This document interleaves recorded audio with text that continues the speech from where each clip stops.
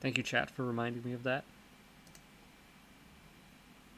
I don't think there's any chat here. I can open the chat. Hang on. Docs. Chat. As usual, a barren wasteland.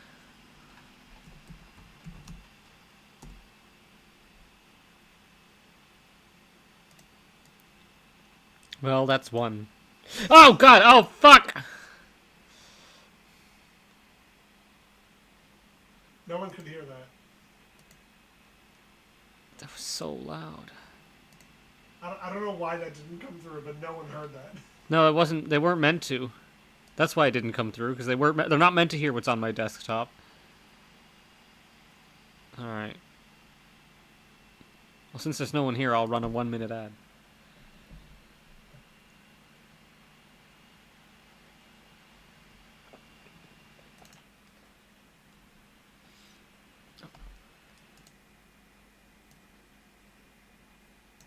Beautiful.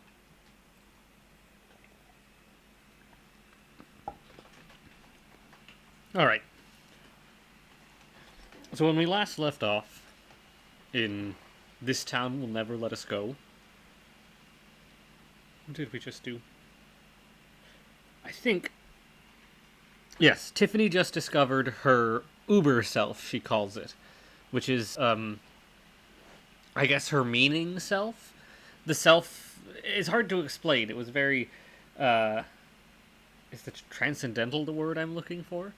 But she's effectively discovered the influence and the impact she has on the cultural in general, and she's perceived that as like a big, cool alien creature.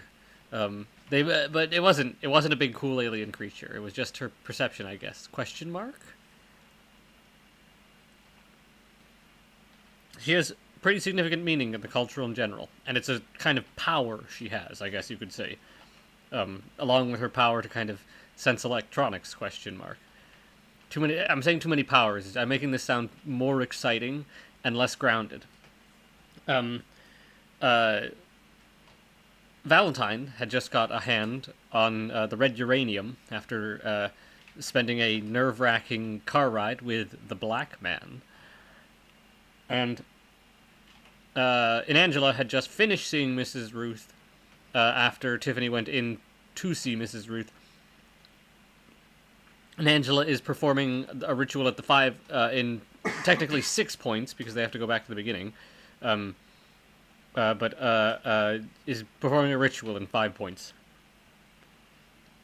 And Horror is just along for the ride. Go Horror. 3. Pre-dawn. 3.00. Vigil. Not a word that's used much anymore. Vigil. A period of watchfulness, often held over the body of newly dead, before the patterns decay and the flesh becomes shapeless. Those whose lives intersect with the lives of the deceased gather, or used to gather, to sit and pray and observe. Hard to say what they were watching for.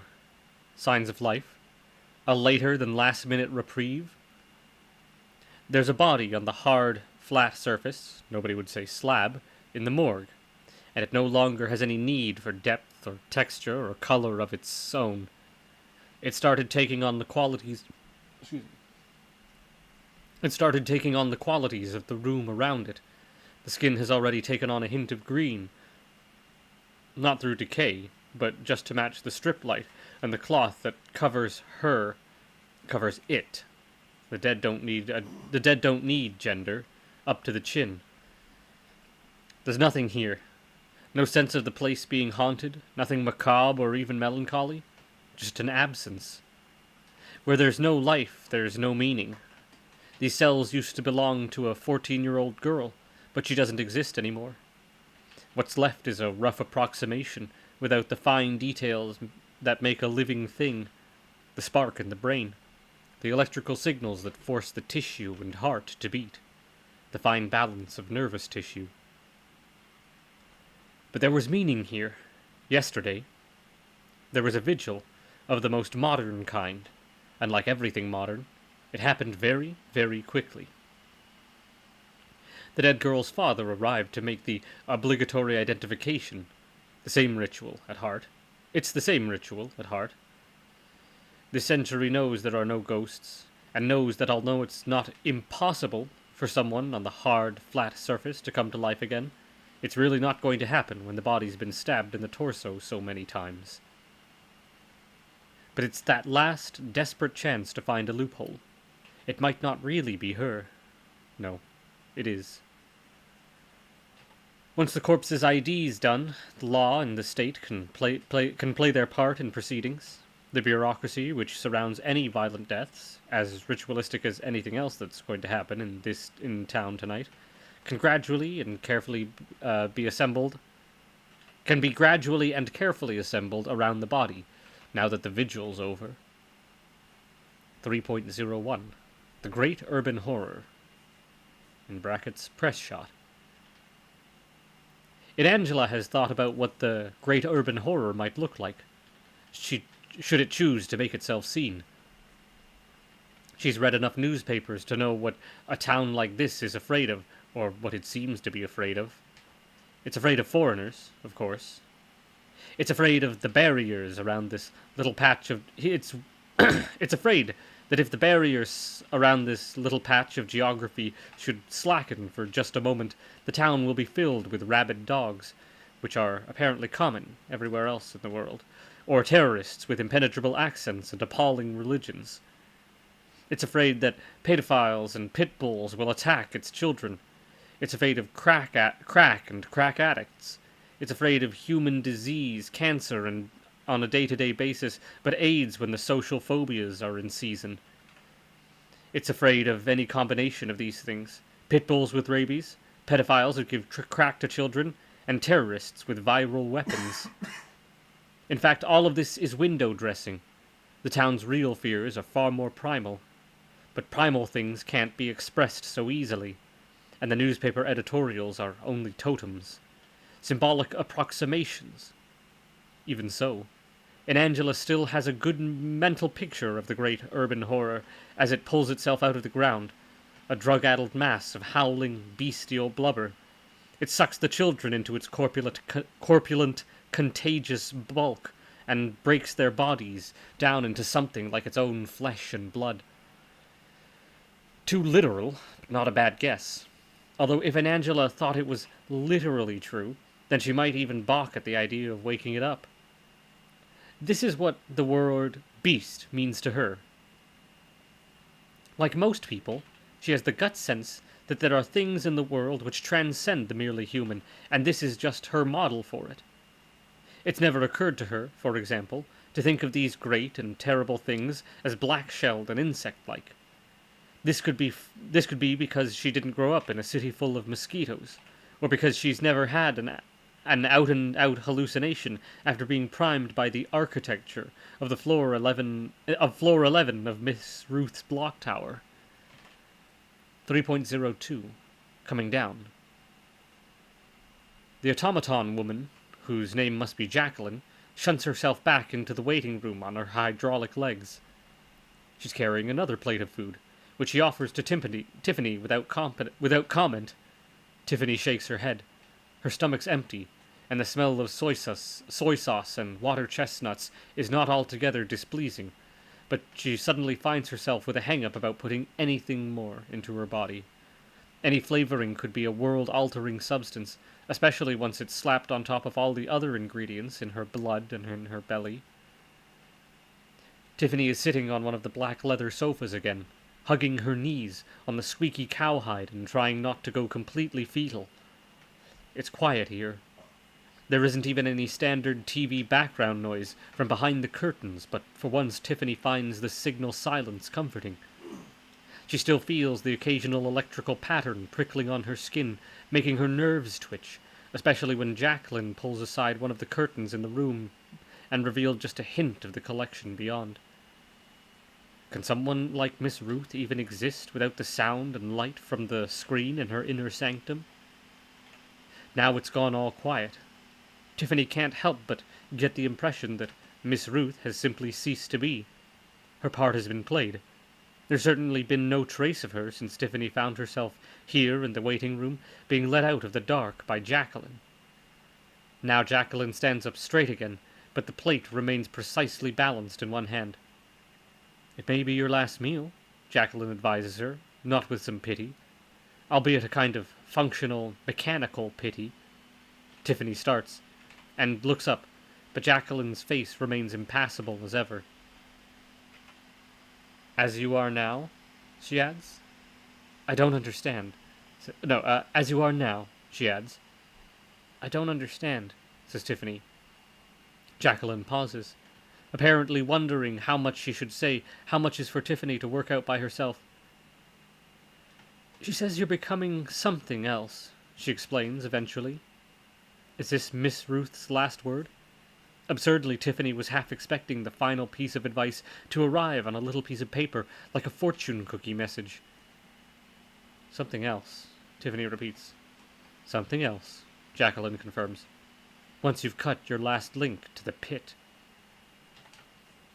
Then she offers Tiffany the plate again, and the hint of green pepper wipes away the last traces of insect acid from Tiffany's confused senses.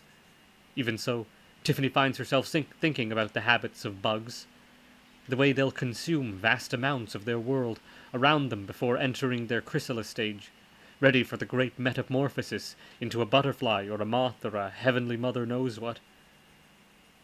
She reaches for one of the long, slender, spring roll-scented creations on the plate. She supposes it won't hurt to try one before she leaves. Like Jacqueline says, she might not get another chance to use her stomach. 3.03 Greek Chorus. "We're probably going to find some hiding places," says Aunt Angela. Horror is squinting at the road in front of her. This isn't a well-known or well-charted part of the town at night, and the relevant pages are missing from the A to Z. Up ahead, there's a ring road, one of the prayer wheels of light that marks out the core of the town, but the headlights are marking out the shadows of thorns and poison ivy on either side of the route.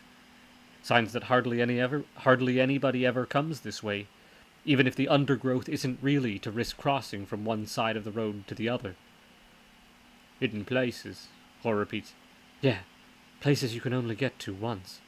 "Uh-huh," says Horror, who must surely know that explanation's inevitable. It's all the prompting Angela needs. "Say there's a shop, okay?" And Angela says. "It's a little shop, out of the way somewhere, and it's run by an old man with half-moon glasses on, and it sells antiques and curiosities and all kinds of things like that. And the shop's all done up in wood, probably. It's old-fashioned, and you buy something from him." "Hold on," says Aura. "Has this actually happened to you, or—" "I'm just saying," and Angela says, "you buy something from the shop, and, I don't know, it changes your life, somehow. It's cursed. But if you prove you're a good person, then you live through the curse. So you're never sure whether it was the thing you bought or whether you're just imagining it. So the next day after what?" "After your life changes," says Angela. "After, I don't know, the thing you bought makes your dead relatives come back, or brings all the toys in your house to life or something. The next day, if you survive," Horror points out. "If you survive, yeah. But if you're a good person, then you're bound to survive. That's the way it works. It's a rite of passage." You're obsessed with rites of... "If you survive," Angela says insistently, "if you survive, then the next day you go back to the shop and...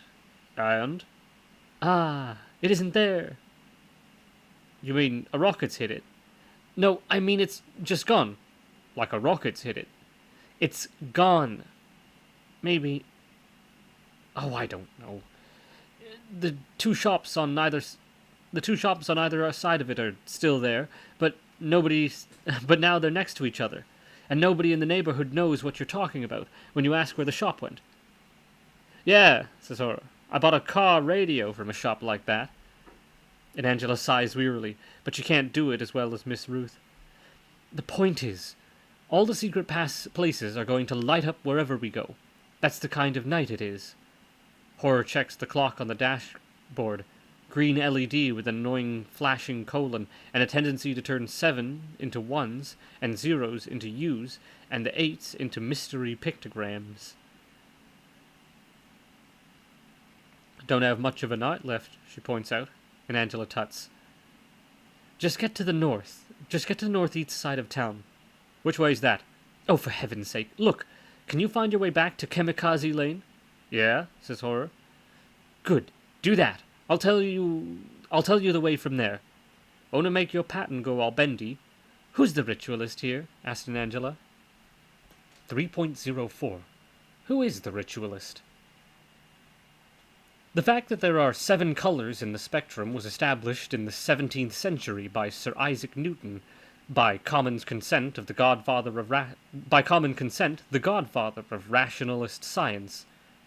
Like in Angela, he was also convinced that it was possible, as well as desirable, to call upon certain forces in order to draw the angels and demons to the earth.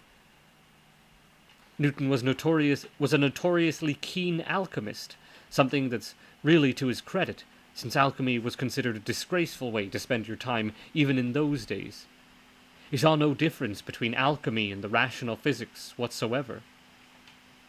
He and Angela, however, have to be seen as players on different teams. Opponents, if not exactly sworn enemies. The difference between them is simple. Newton was pathologically attracted to the number 7, considering it to be the holy number of God, which is why, on examining the spectrum, he decided that there were definitely 7 colors visible there. This scientific fact, by contrast, in Angela considers 7 to be a shifty, untrustworthy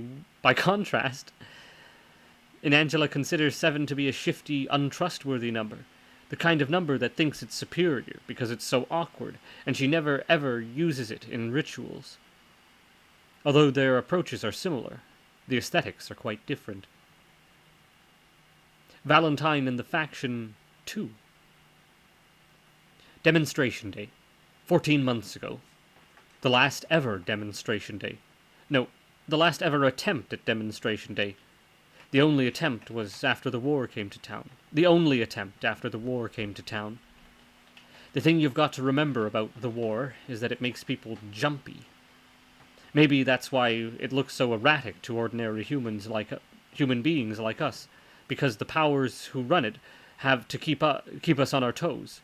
Any of us might be next, which is probably why the town seems so hostile. When those who used to organize the Bazaar of Dissenters announced that another demonstration day was to be held here inside the town limits, how dare they? Didn't they realize that it was in bad taste? How could they possibly consider protesting against the world when their own people were dying and they themselves could die at any minute? The fact that most of them were objecting to the war itself was, frankly, neither here nor there. Valentine was there, as expected. Oddly, there wasn't any sun in the square that day, even though the town was going through a real heat wave at the time. It really was a ridiculously blunt omen. No daylight in the square, just a ceiling of grey, greasy clouds and long-range rumbling like mortar fire. Those who credit the wartime powers with the ability to control the weather, or worse, might want to read into something like that.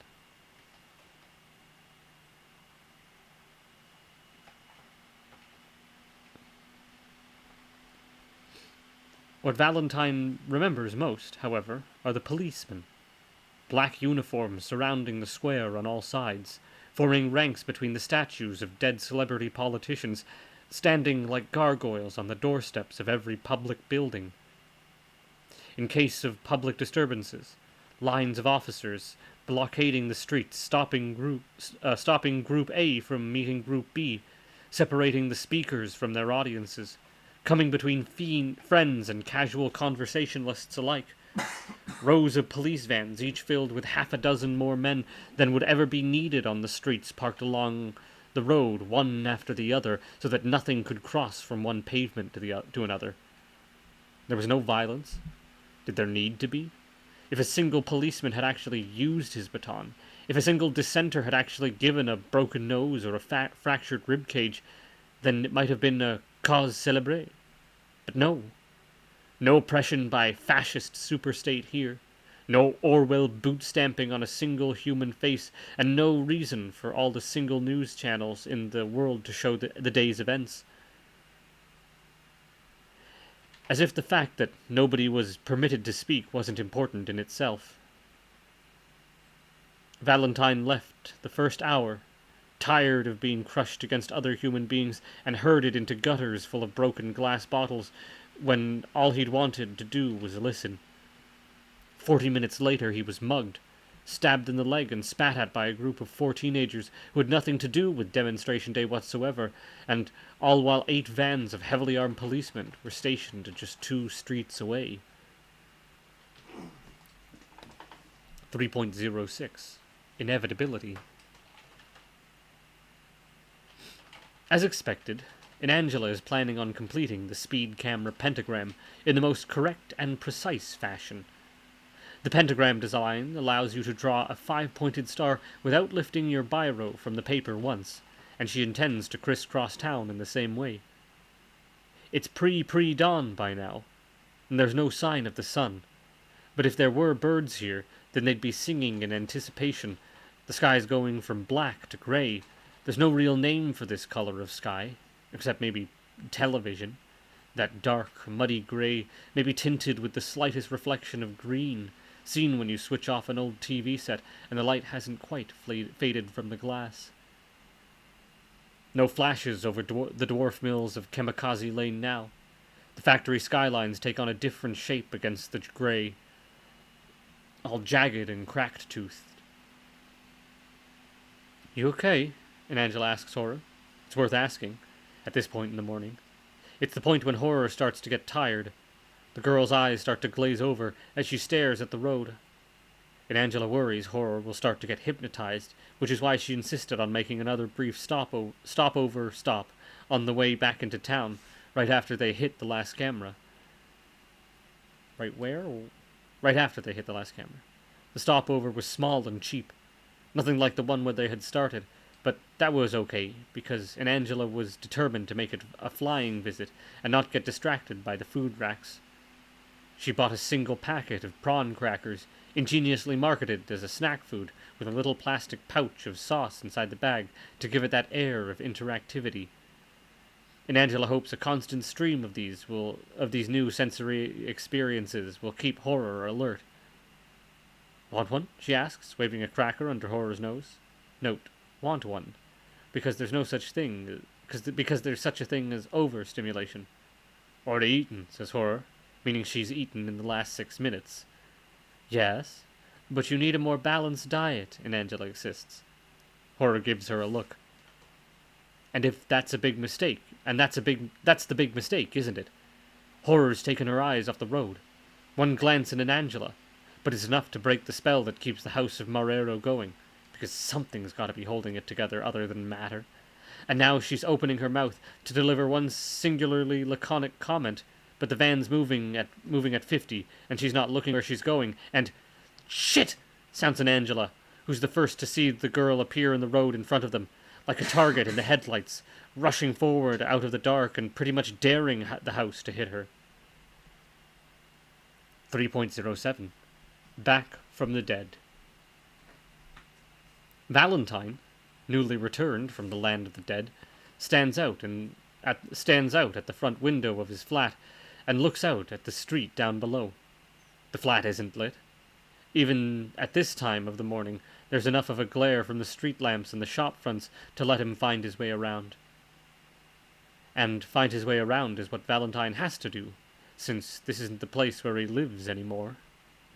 Even if the piles of books are functionally identical to his piles of books, and all the emptied fried rice cartons on the floor are much like his empty fried rice cartons. If he feels as if every cell in his body has died and been replaced, all in the course of an hour, then that's only to be expected. Radiation can have side effects like that. Everybody knows it. When he finally turns away from the window, the first thing he does is switch on the television. He needs background noise for the next part of the operation. He can't bear the thought of putting the various parts of the device together in silence. Silences are just begging for loud noises, bangs and flashes especially. If the bomb becomes unstable, let it at least become unstable while there's an audience laughter track. Once it warms up, oh yes, it's an old TV. The screen provides Valentine with the sight of a cartoon raccoon being chased by two children. The raccoon has something which possesses magical properties, something that's available in both plain and toffee flavors, and the children want it badly. Valentine doesn't stay around to find out what's next. The next thing he does is use the toilet. After that, he'll head for the bedroom. 3.08. The girl in the mask? Oh, she was breathing the last time Valentine checked. Definitely breathing. The choking had stopped by the time he scrambled to the back of the vehicle, so he was too late to do anything about the muscular spasms. The short, electrical bursts of activity that made her limbs twitch like frog legs and her torso lift itself at least 2 inches off the stretcher. It must have shaken something loose inside her body, cleared an airway, shifted a misplaced fragment of bone to one side, anything, because she was breathing again. And Valentine panicked. The knight's mission be damned.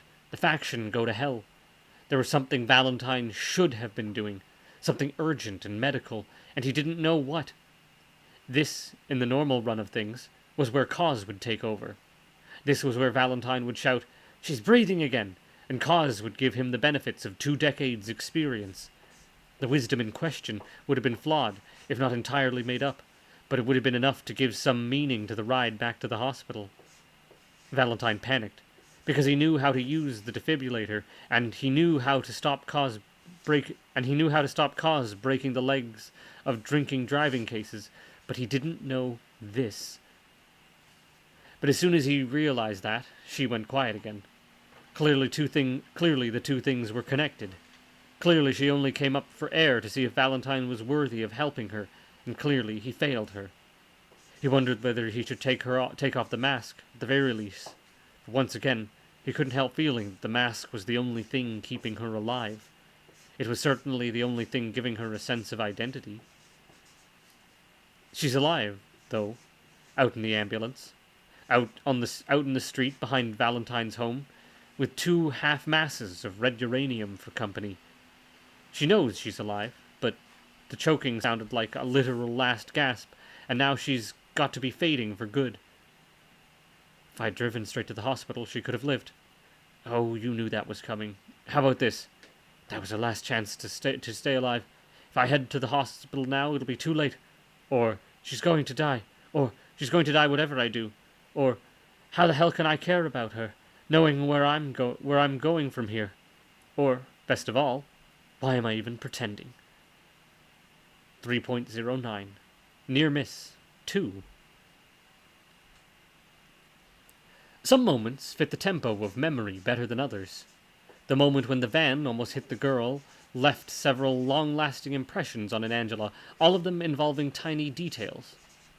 From this point on, she'll find it hard to forget the girl's face, wide-eyed and mascara-smudged, hair primly and precisely disheveled, not looking particularly shocked to see the van bearing down on her, and probably not registering what it actually was. It doesn't occur to Angela yet that the face really should be heavily imprinted on her memory already. The other detail that'll stick in the mind is the smell of the prawn crackers. From this moment on, Angela will have an astonishing tendency to associate sudden catastrophic stimuli with prawn crackers. The smell of mass-produced Oriental sauce as the van dug its wheels into the road and slouched to one side. The only word to describe it, as vehicles tend to move like their owners, although no human being could possibly slouch at 50 miles per hour. One of the crackers crumbling in Angela's hands while the girl tried to throw herself out of the van's way, then vanished from Angela's line of sight as everything became one big jumble of exotic sensory data. Against all probability, Horror was the first to unbuckle her seatbelt, shove open the door, and plop out of the vehicle onto the road. Angela's response was to be unsure how close to get. She's now troubled by her own lack of humanitarianism, but on some level, she's already starting to wonder what they're going to do if they've killed somebody. This was not supposed to be a blood ritual. and suddenly she finds herself menaced by the thought that might be an inevitable part of the process. The more rational sections of her brain, fueled by panic as well as the cracker smell, even begin to wonder if they can find a way of planting the body at a war site so that nobody thinks anything strange is going on. Horror's report on the situation, audible from inside the van as she hurries back from the roadside. Yeah, it's that girl who looks like Tiffany Corta. It'll surprise no one to hear that Angela and Horror are going off to give her a lift. 3.10 in memoriam. Another factor which makes it so very, very easy to half believe the impossible time-traveling weapons of the wartime powers, the fact that, somehow, the war never seems to kill anybody who knows anybody. That people die is unquestionable. Valentine's well aware that whole communities have been scraped off the face of the world since the war began, and in the 2 years since it's actually rolled into this town, it's leveled tenements, high-rise towers, suburban precincts, corner shops, railway stations, overpasses, underpasses, and even war memorials. No schools yet, but we live in hope. The point is that almost every rocket which detonates within the town limits kills somebody, as even the most war-friendly newspapers admit, yet no grieving relatives are ever shown on the news. No shell-shocked employees walk into their offices. No shell-shocked employees walk into their offices the next day and say, "You know that Pete Morgan from room 103? Well, he's not going to be coming in today." The closest you get is someone, usually under the age of 30, and thus prone to exaggeration, saying, "Guess what nearly happened to me last night?" It is possible that whoever dispatches the rockets only dispatches them towards the people whose friends and relatives aren't likely to make a fuss, or aren't likely to be noticed. If so, it's almost as if the war is cruelly and deliberately picking on the invisible. But more likely, at least in the eyes of those who tend to take the time-active idea too literally, is the possibility that the rockets don't just kill. They remove their victims entirely, past, present, and future. Valentine tried explaining this to someone once, one of the less memorable crewmen in the rec room, keeping the tone light so he could always claim it was a joke if he started to sound too paranoid. Out of uniform, the man was wearing a blank baseball cap and a little faction paradox skull badge on his sweatshirt. "Yeah, but you'd remember him," the man said, once Valentine had explained the theory. "Even if they got completely wiped out, yeah? You'd still remember him." "No, but you wouldn't," said Valentine. "That's the point. Their past would get wiped out as well, so nobody'd remember them." "I'd remember them," the man maintained. How?" Valentine asked. "'Cause I would," the man said. "I'd remember what they looked like." So there you go. Time travel might have become part of the common parlance, but Valentine's quite sure that most people aren't primed to think in terms of history. They do, however, know a good badge when they see one. Just going to pause a moment to take a little bite of bread. You want me to say that? You're going to say it while I'm doing my thing? Okay, just a sec. No, just continue reading. Okay. Well, I'm going to keep chomping.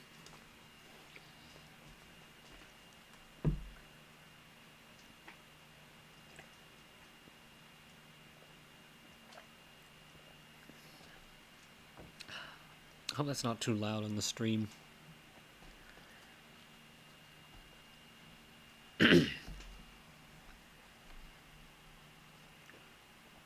$3.11. Wait. Something important happened there, and it almost got lost. Wind that back. The casualties of war. No schools yet, but we live in hope. That comes straight out of Valentine's subconscious. He hopes that a school will be hit by rocket fire. He hopes children will die in a sudden act of violence, although technically the rocket attacks only ever come after nightfall, so this is unlikely. Because he knows the extent to which it will turn the town against the war. Why is he against the war? Because it kills. Because the cause is bigger than the corpses. He is prepared to see people die if it changes the way people think, and it's a thought which worries him. It worries him because he's never sure how far he can take this line of thought. War, any war, is fought on that principle. That it's reasonable to kill, even your own kind, for a supposed higher cause. But wars are decided by governments, or obscure powers of which mortals have no knowledge. And for him to weigh it up to the same options smacks of amateurism. Then again, it's a fact of life that a terrorist is just an amateur politician. But how many lives are worth a great cultural construct like ending the war? Without life, the idea is meaningless. Without the idea, life's meaningless. So who's carrying whom around here? There are, incidentally, a great many children being killed by rocket attacks in other towns. Too far away, though. Nobody's ever going to care about 1,000 little ones being put to the torch 1,000,000 miles away. Not when there's a dead 14-year-old right here, right now, with her torso punctured in 18 places. 3.12. Tiffany's Ride. It does seem like a very big coincidence, at least from the outside. When Tiffany saw the girl with the faction mask at the tower block, there was a sense, just a brief and coked-up hypersensitive sense, that the executive was everywhere and knew exactly what she was doing. Less than an hour later, the same girl is in a van, which very nearly hits her. Tiffany isn't sure whose fault it was, because she's inclined to blame herself simply because this isn't her natural environment, and damages her leg. Something likely to disrupt the dance routines of In the Loop and Hypnotized You, but is otherwise tolerable.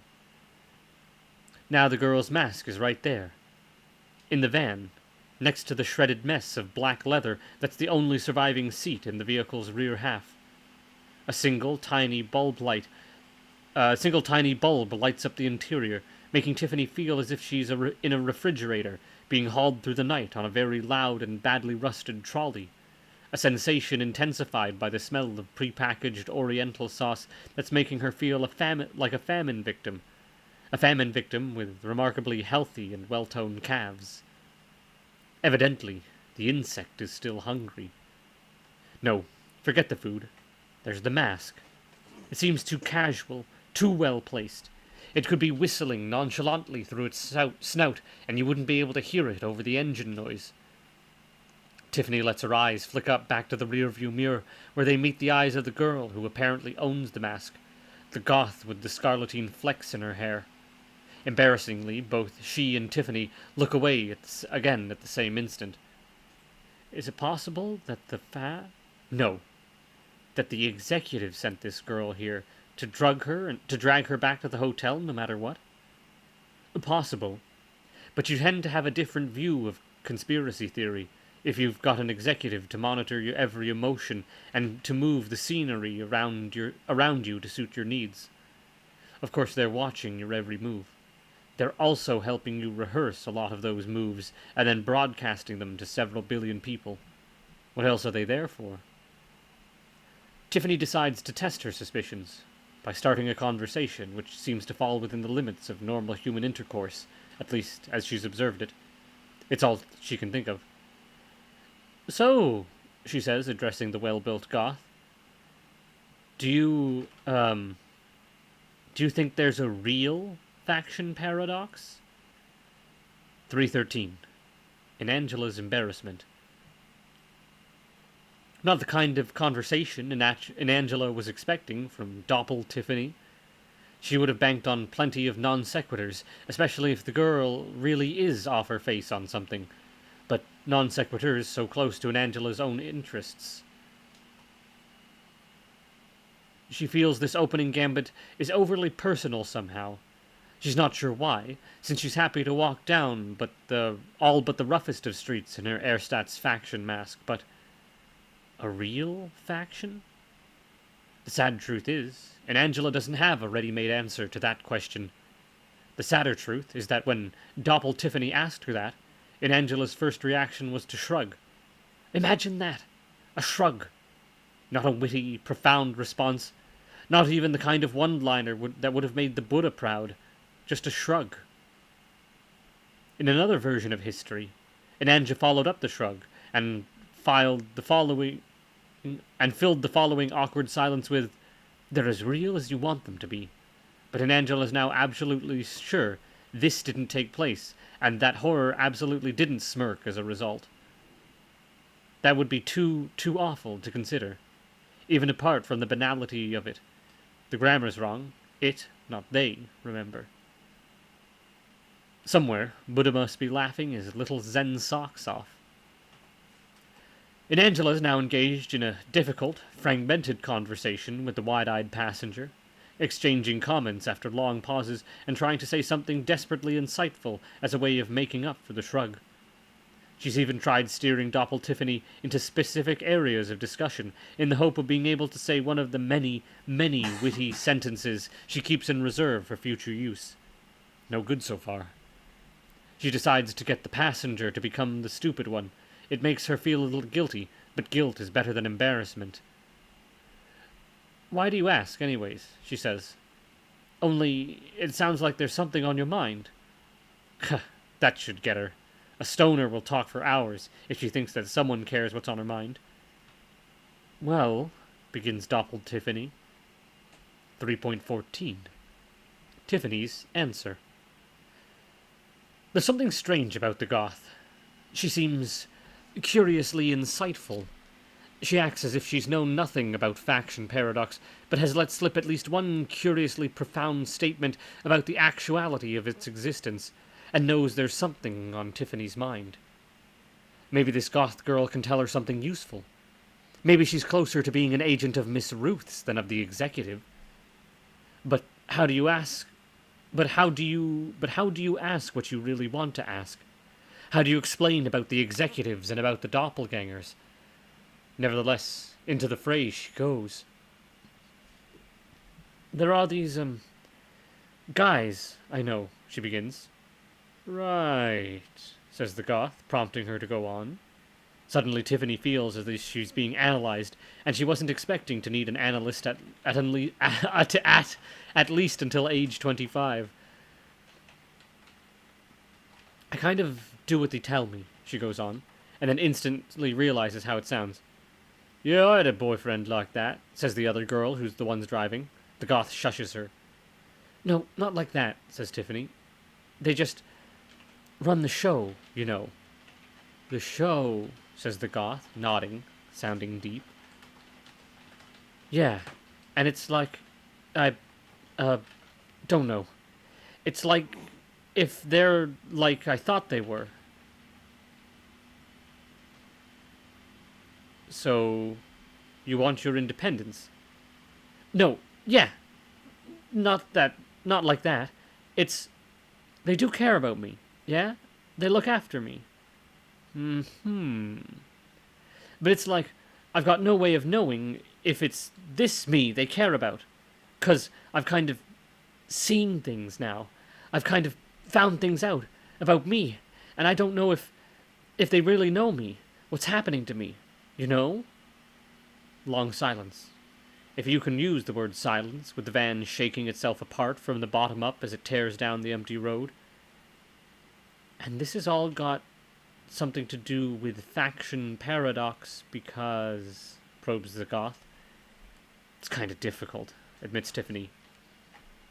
3.15. Sequitur number 1. One half of a phone conversation which took some place between some weeks ago between an unspecified but heavily monitored location, which may or may not lie somewhere in the town, and a four-room flat overlooking a record shop near the town center. This time it's the other side of the conversation, the side that wasn't recorded, but nonetheless it went something like this. "Ah, Orphe. It's, I wanted to check about about everything. I wanted to check that everything's still, you know. And when you can get the parts, Yeah, what you said before about... Yeah. Yeah, look, I've looked at everything you gave me. It's not like there's a problem. It's just that... It's just, you know... It's a big thing, that's all. And you know that I haven't... I mean, I don't know how to put stuff together. I don't mean I can't do it. I just mean... And you sure about the target? About the place? No. I know it's possible. God knows I've been keeping track long enough. But you couldn't have got this wrong? It couldn't have just been, you know, just a rocket attacker. There's nothing else? Because we don't know. We don't know what else might do that. Yeah. Apart from a ship. We don't know what war weapons do. Well, maybe you do. If there's something else that makes the same kind of crater when it... I went to the place. That's all. And there's nothing there now. You can't see anything. Yeah, okay. I just wanted to check. 'Cause I still don't know what kind of time we're talking about. And I still don't know when you're going to be giving me all the things. I know. It's okay. I'm not... It's okay. I know you've got to be... careful. But I'm not used to this. That's all. Yeah? Well... I suppose... If everything's okay... If everything's going to go like you said...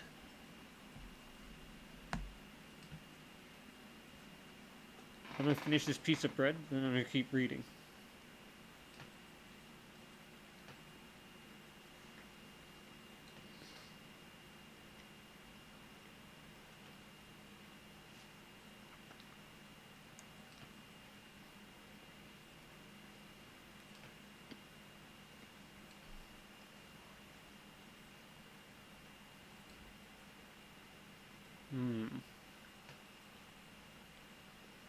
Fuck it, let's run an ad.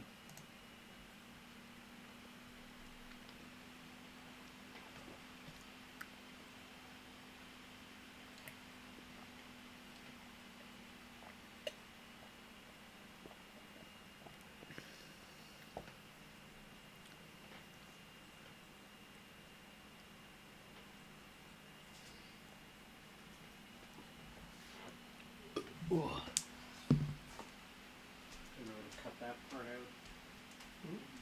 Belching into the mic. Oh, I coughed plenty of times.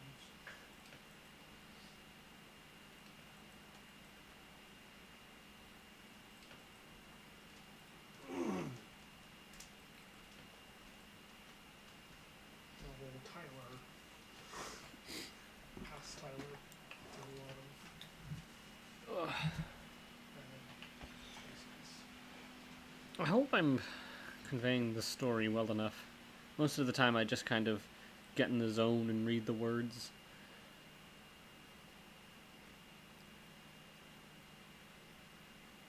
Alright, ad's done. Let's get back to it. Unless it plays the ad and then gives them a minute of me being silent, sitting here waiting for the ad to finish. Which would be ridiculous, but anyways. 3.16. The creature that lives under the bed. Valentine's room isn't a large one, and the stacks of matter that line the walls, mostly but not exclusively in book form, don't do the space any favors. Nor does the lack of any kind of windows, the lack of any kind of cover on the light bulb, or the lack of color of paint on the walls apart from a single man white. All of these things give the impression that the room is taller than wide, like an Eastern European prison cell. In fact, this place isn't so bachelor-oriented as it might appear, as there's an entire pile of paperbacks by the bed which have one common factor. They've all been brought into this room by ex-girlfriends, who've started reading them on the morning after, who've left them here, nowhere near finished, on rushing to catch the bus home. Valentine feels it'd be impolite to move any of them. just in case. Nothing has been added to this stack in quite a while. He's had other things on his mind recently.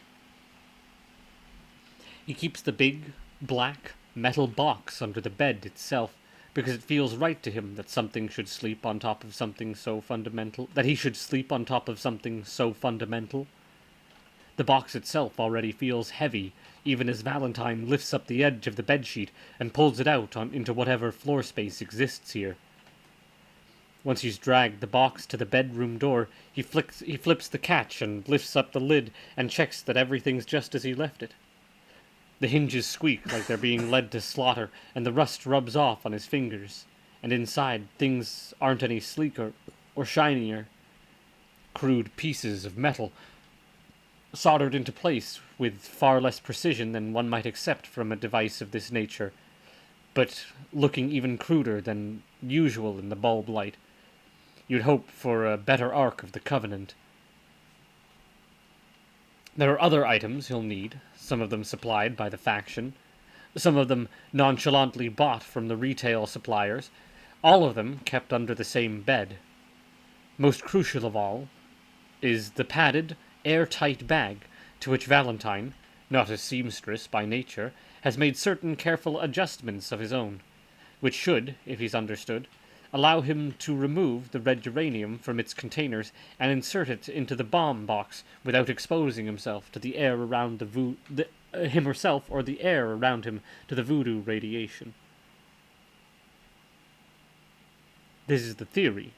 The theoretical version of tonight's events, however, assumes that Valentine hasn't already been assumed. The theoretical version of tonight's events, however, assumes that Valentine hasn't already been exposed to red uranium in the back of the car of death. 3.17 Media Sense. It's at this point, appropriately enough, that Valentine senses the atmosphere changing in the room. It's his media sense again, nothing more. He's a child of the modern age, even if he's no Tiffany Corta. Anyone under 40 can tell you when the television's been switched on in the vicinity, even if their back's turned to it, because they know what the skin prickle feels like. Anyone under 30 can tell when that television changes channel from those sudden little shifts in the frequency of the air, and though Valentine's senses aren't as highly tuned as some, he's sensitive enough tonight. His skin's already buzzing, on the alert for interference, so he knows the channel's been changed, despite the fact that the TV's in another room. Which is strange, because as far as he knows, he's the only one in the flat. Isn't that something? In the old days, you'd know if someone had broken into your home because you'd hear the creaking of a floorboard or the furniture being knocked over. But someone's switching the channels while he's getting ready to build a nuclear device, and that comes as a shock to his system for all sorts of reasons. 3.18 In Angela's interrogation. The celebrity look-alike is confused and clearly paranoid. Bonehead psychology tells in Angela she sees herself as the star that she... Bonehead psychology tells in Angela she sees herself as the star of some kind of show, which is at least understandable. In Angela, as a child, couldn't escape the sensation that she was the lead character in a TV series of some kind, though even at 12 she stopped short of imagining what the hyperdimensional viewers might look like. Let's face it, anyone brought up in a TV-heavy culture is likely to feel that they're being watched at least half of the time, just because it removes the horrible feeling that nobody will be there to see your greatest, cleverest, bravest, and wittiest moments. The other half of the time, it's better that nobody's there to see you mess up. And Angela now feels that she's in a position to ask Doppel Tiffany the main question. So, what did you get from Miss Ruth? Doppel Tiffany goes quiet again. She's good with the sporadic pauses. I've got to face it, she says. Hello, now it's getting interesting. Face it? Face what? Face the beast. And Angela knows this routine, like any good ritualist. It's your basic initiation. She's been through it herself many, many times. Some of her initiations have been long, complicated, and painful, such as the one which led her here. Some of them have been shorter and simpler, and, in retrospect, may not have been initiations at all. She has to admit, for example, that the time she drank 2/3 of a bottle of Horror's vodka and retched up most of her stomach was not, as she believed at the time, a method of passing the first gates of Shaktyanda. So now it's confused. So now this confused young lady's dark night of, now it's so now it's this confused young lady's dark night of the soul. And what do you know? She's ended up in the same road as an Angela. Well, that's hardly surprising. They're all locked inside the ritual pattern now, and mysticism breeds mysticism. Of course, an Angela can't let the girl's own problems get in the way of the mission, but as a ritualist who obviously knows more than any stoner, it's only right that she should help. Tell me more, she says. 3.19. The truth about the dead. The living room is, according to the 6 mundane senses, just as Valentine left it.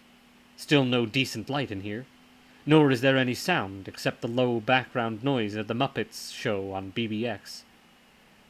BBX shows this kind of stuff all the time, sometimes repeating the same episode 4 or 5 times a night, with discrete hour-long gaps between what they euphemistically call performances. Valentine tries to remember whether he left the TV tuned to BBX when he left the room, but he really has no idea. He's sure, absolutely sure, he can still feel it. The frequency's changed. Something on the edge of his 7th sense has changed. He remembers, dimly, old folk stories about people who visit the land of the fairies and return with the ability to see and hear fairies everywhere. So much so that the rest of the world treats them as lunatics. He wonders if the same thing applies to the land of the dead, whether he's now personally tuned up in the dead man's channel, and only he can pick it up. It's an idle thought, of course, but even so, he physically jumps when he sees the face of the guest star on the Muppet Show. It looks like, for all the world, like George Orwell. A similarity reinforced by the fact that the man surrounded by Muppet farmyard animals, some more equal than others. Since George Orwell on a 1970s program is impossible, the conclusion is that Valentine is seeing ghosts on television. It takes him a few seconds to realize the man isn't Orwell at all, just some old-time Hollywood actor with a thick New England accent and a pencil-thin mustache. But the likeness is striking, at least if you've got a pumped-up bloodstream and dead people on the mind. Nevertheless, the sight of an impossible celebrity on television has affected him far more than the experience of getting the bomb ready, something which makes him feel a little embarrassed, and he wonders if this is a normal part of the terrorist's psyche. In fact, his blood is now so full of panic, adrenaline, and other things beside, he's absolutely sure his 7th sense is trying to tell him something.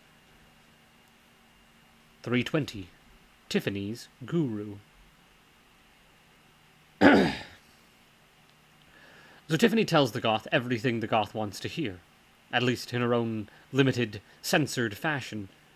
She tries to explain, as best she can, that she went to Miss Ruth to try and find the essence of the real her. The goth refers to Tiffany's other iterations as other girls, in employ of the executives, which proves that the goth understands. She tries to explain that instead of finding a tiny nugget of her true self, she instead saw her true self is not only immensible, but seemingly infinitely flexible. This causes the goth to go, So obviously the goth girl isn't here just to give her all the answers. She tries to explain that at the very least imply, that her executive may not understand exactly how fast she's growing. The goth refers to the executive as the beast in this context, which scares her a little, but she can deal. And she doesn't need to explain that the executive is now the only thing holding her back, what Miss Ruth called her one last link to the pit. The goth knew that instinctively, even before Tiffany realized she felt that way. "Where is it, then?" asked the Goth. "Where's what?" says Tiffany. "She means the beast," says the other girl, the driver with the tattoo of a muskrat on her arm. "Oh, right," says Tiffany. "Well, back at the hotel, I guess. There's like 7 of them. And Nod, and Denzel, who are different." "Ah," says the Goth girl, just like a shrink would. "So you're not talking about one thing. You only said it when you were talking about it before. It's got lots of people on it, though," Tiffany explains. "Ah," says the driver, but she's just taking the piss out of her friend. The Goth is unabashed. "Okay, then. It's a metaphorical beast. Not a single beast. Tiffany shifts in her seat a little. "Guess so." This reply is a carefully calculated one. She knows it can't be committal either way.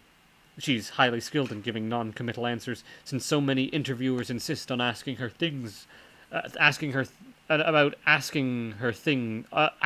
about things like the war. And she knows that she has to be able to deny that she said anything much at a later date. "Then you've got to find somewhere you can have a showdown," the Goth girl tells her. Showdown? This is starting to sound dangerous. Tiffany guesses that the lawyers will be involved, and the lawyers are presumably on the executive's side. Unless the girl means a real show. Unless the girl means a. Oh god. Unless the girl means a real showdown with guns and. No, couldn't be. "So where should I have this showdown?" she asks. The Goth shrugs, confidently this time. "Find a place? That's what I do. Find a place that's got the right vibes to be a." Bet you can't finish this without saying ritual," her friend cuts in. "Good ceremonial site," the Goth goes on unbowed. "Somewhere that's got the right, significance." "Yeah," says the friend. Like that crater you nearly killed yourself at." The Goth gives her a cold look. "Right," says Tiffany, trying to piece this all together. "And how do I do that?" The Goth leans forward in her seat. From back here, in the rear section of the van, she looks to Tiffany like a great mass of black leather and heavy ornamentation. Bigger than anyone who's allowed to exist, at least in front of the cameras, in Tiffany's world. The girl plucks something off the dashboard and casually throws it over her shoulder. It lands in the back, right next to Tiffany, and right next to the faction mask. It's a book. The cover is stained with rings of dark soy sauce, every page in some way mauled, folded, or marked. "A to Z," says the Goth. But giving an A to Z's to someone with no sense of geography is perverse at best, cruel at worst.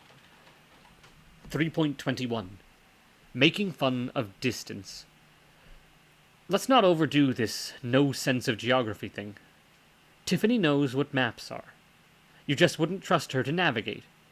In recent memory, she hasn't had much need to operate an A to Z, so although she soon works out the basic principles of page numbers and grid references, it takes her a while to reach the conclusion which other people would perhaps have reached quite quickly.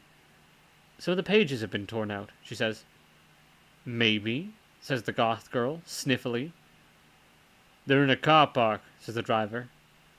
"Okay," says Tiffany, fast reaching the conclusion that this doesn't matter. See how fast she learns about the real world?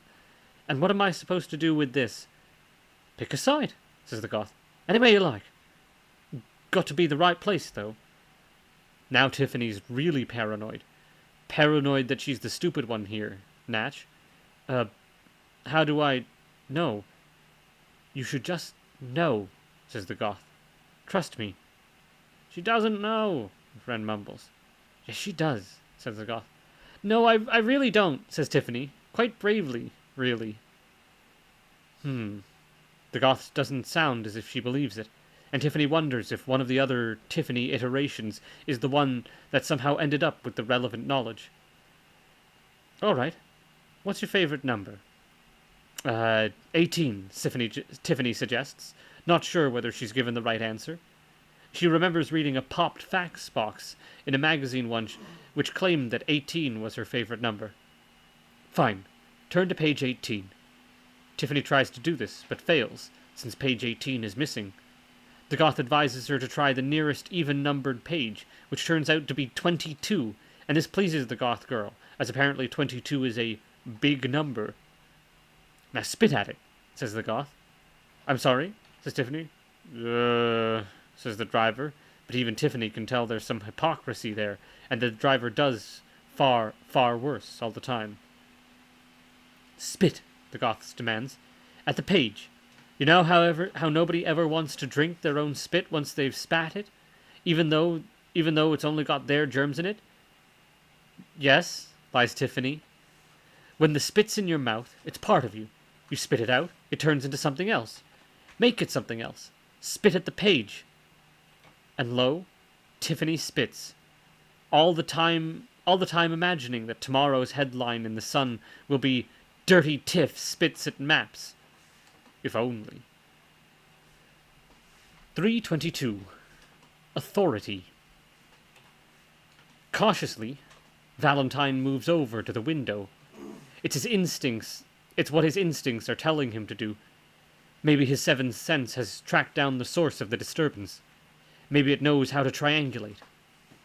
Outside the window, on the street opposite the Emporium, there's a van with as many of its wheels up on the pavement as possible. It's a strange sight in itself, but it's supposedly one of the town's busiest arteries, and there's no official parking outside of Valentine's flat. Day or night. The van is silver, not black, but the streetlight bounces straight off the windscreen and makes the van's occupants, should there be any, as invisible as the driver of the black man's carriage. Nobody gets out of the van, and nobody of the occasional passers-by pays it any attention at all. But Valentine's seventh sense is still on alert, and he knows how ridiculous that sounds, even as he thinks it. He wonders if he's picking up some kind of signal from the van itself, so obviously now he's imagining it being full of machines and monitors and transmitter dishes. But his link to the faction is supposed to be untraceable. Who'd be able to see the patterns in everything he's done, the link between the borrowed ambulance and the Tiffany Quarter performance and a crashed ship? The pattern which, to the outside world, would surely seem as incomprehensible as the war itself. 3.23. The pace. Another commercial break. That explains the noise you can hear behind Valentine as he realizes who's closing in on him. The high-tempo energy sound of collapsing synth drums and chopped-up guitar riffs. The advert is for a computer game console, and if Valentine were looking at the screen, he'd see a 15-year-old boy strapped into a leather chair in a kind of neo-industrial, semi-robotic world that's been TV shorthand for cool. At least, ever since that terrible movie about the time-traveling cyborg in the leather jacket. The boy, according to this advertisement's plot, is being used by the evil machine scientists to test his extreme factor of the console. His eyes are fixed on the screen in front of him, and the camera alternates between the boy's face and high-speed clips of the games he's playing. Both the clips and the soundtrack get faster, and the ad rolls on the scientists' registers higher and higher extreme factors from their experimental subject. Then things become more intense. The machines that surround the boy go berserk, driven insane by his pathological need for faster and faster game software. The devices which keep his arms in place suddenly click, turn, and twist, molding themselves into the boy's arms. His hands, already darting out across the controls at speeds that no middle-aged viewer could match, become superhuman, while the scientist's reading go off the scale. The crown of needles around the boy's head fully extends into his skin. This advert, is fair to say, designed to provoke some consternation amongst parents, and injects him with cybernetic acupuncture. The boy's face becomes half human, half machine, and from his triumphant, chrome-laced expression, the truth becomes clear. He wanted this.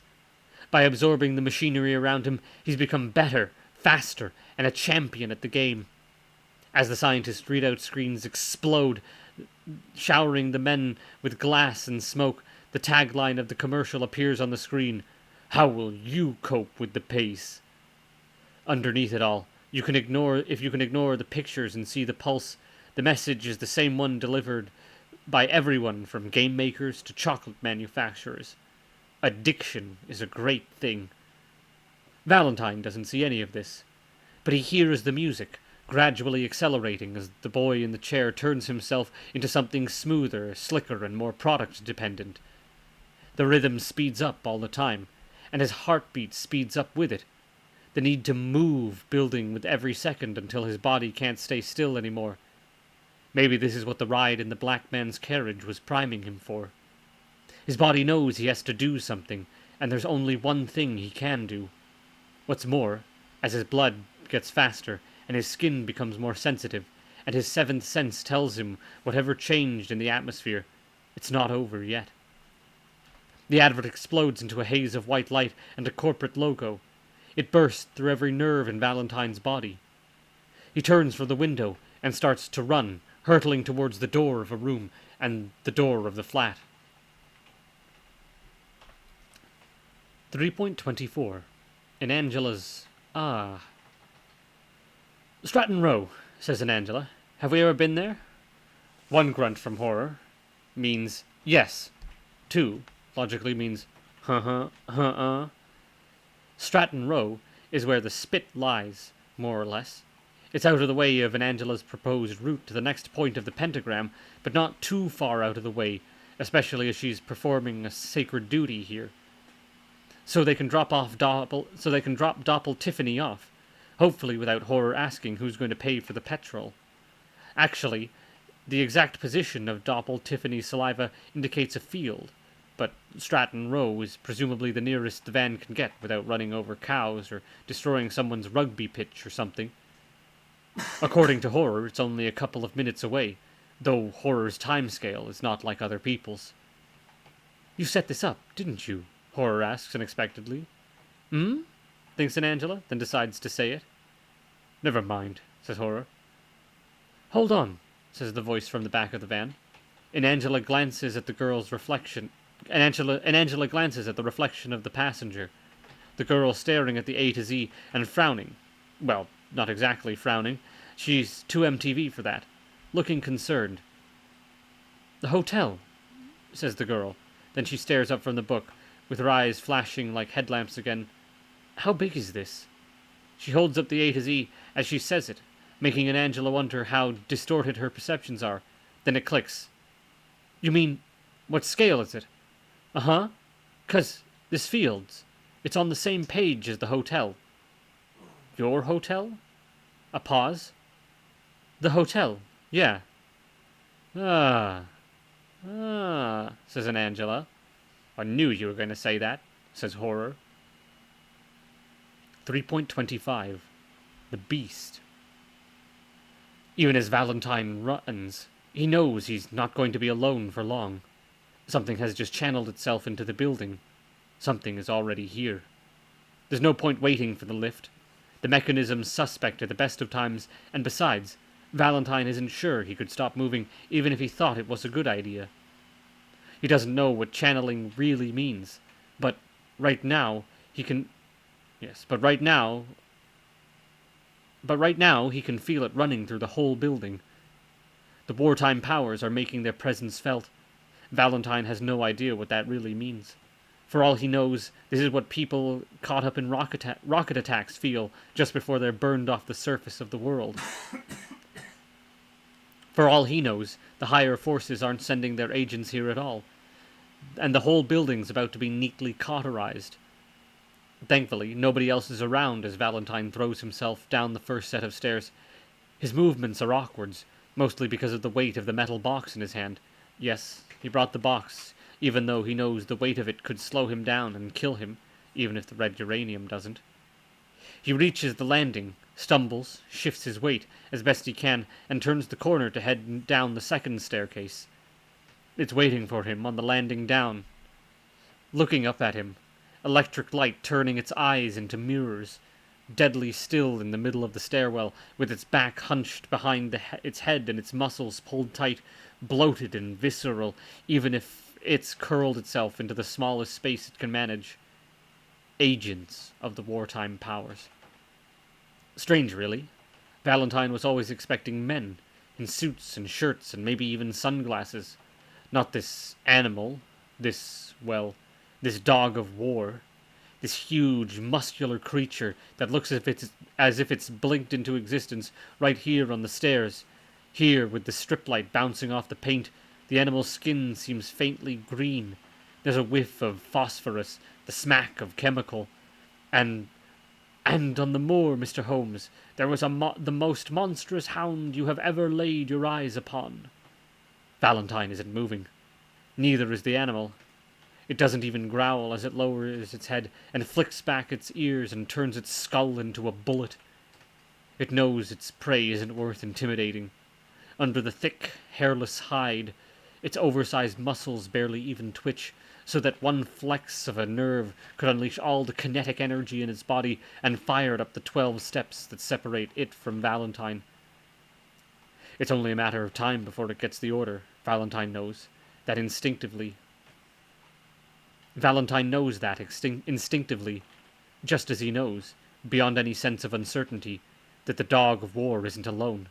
The rest of the pack is already channeling in. 1.26.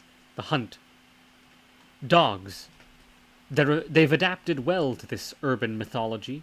They can be bred and trained for haunting, the same way they can be bred to carrying explosives under the axles of enemy vehicles for snorting out narcotics.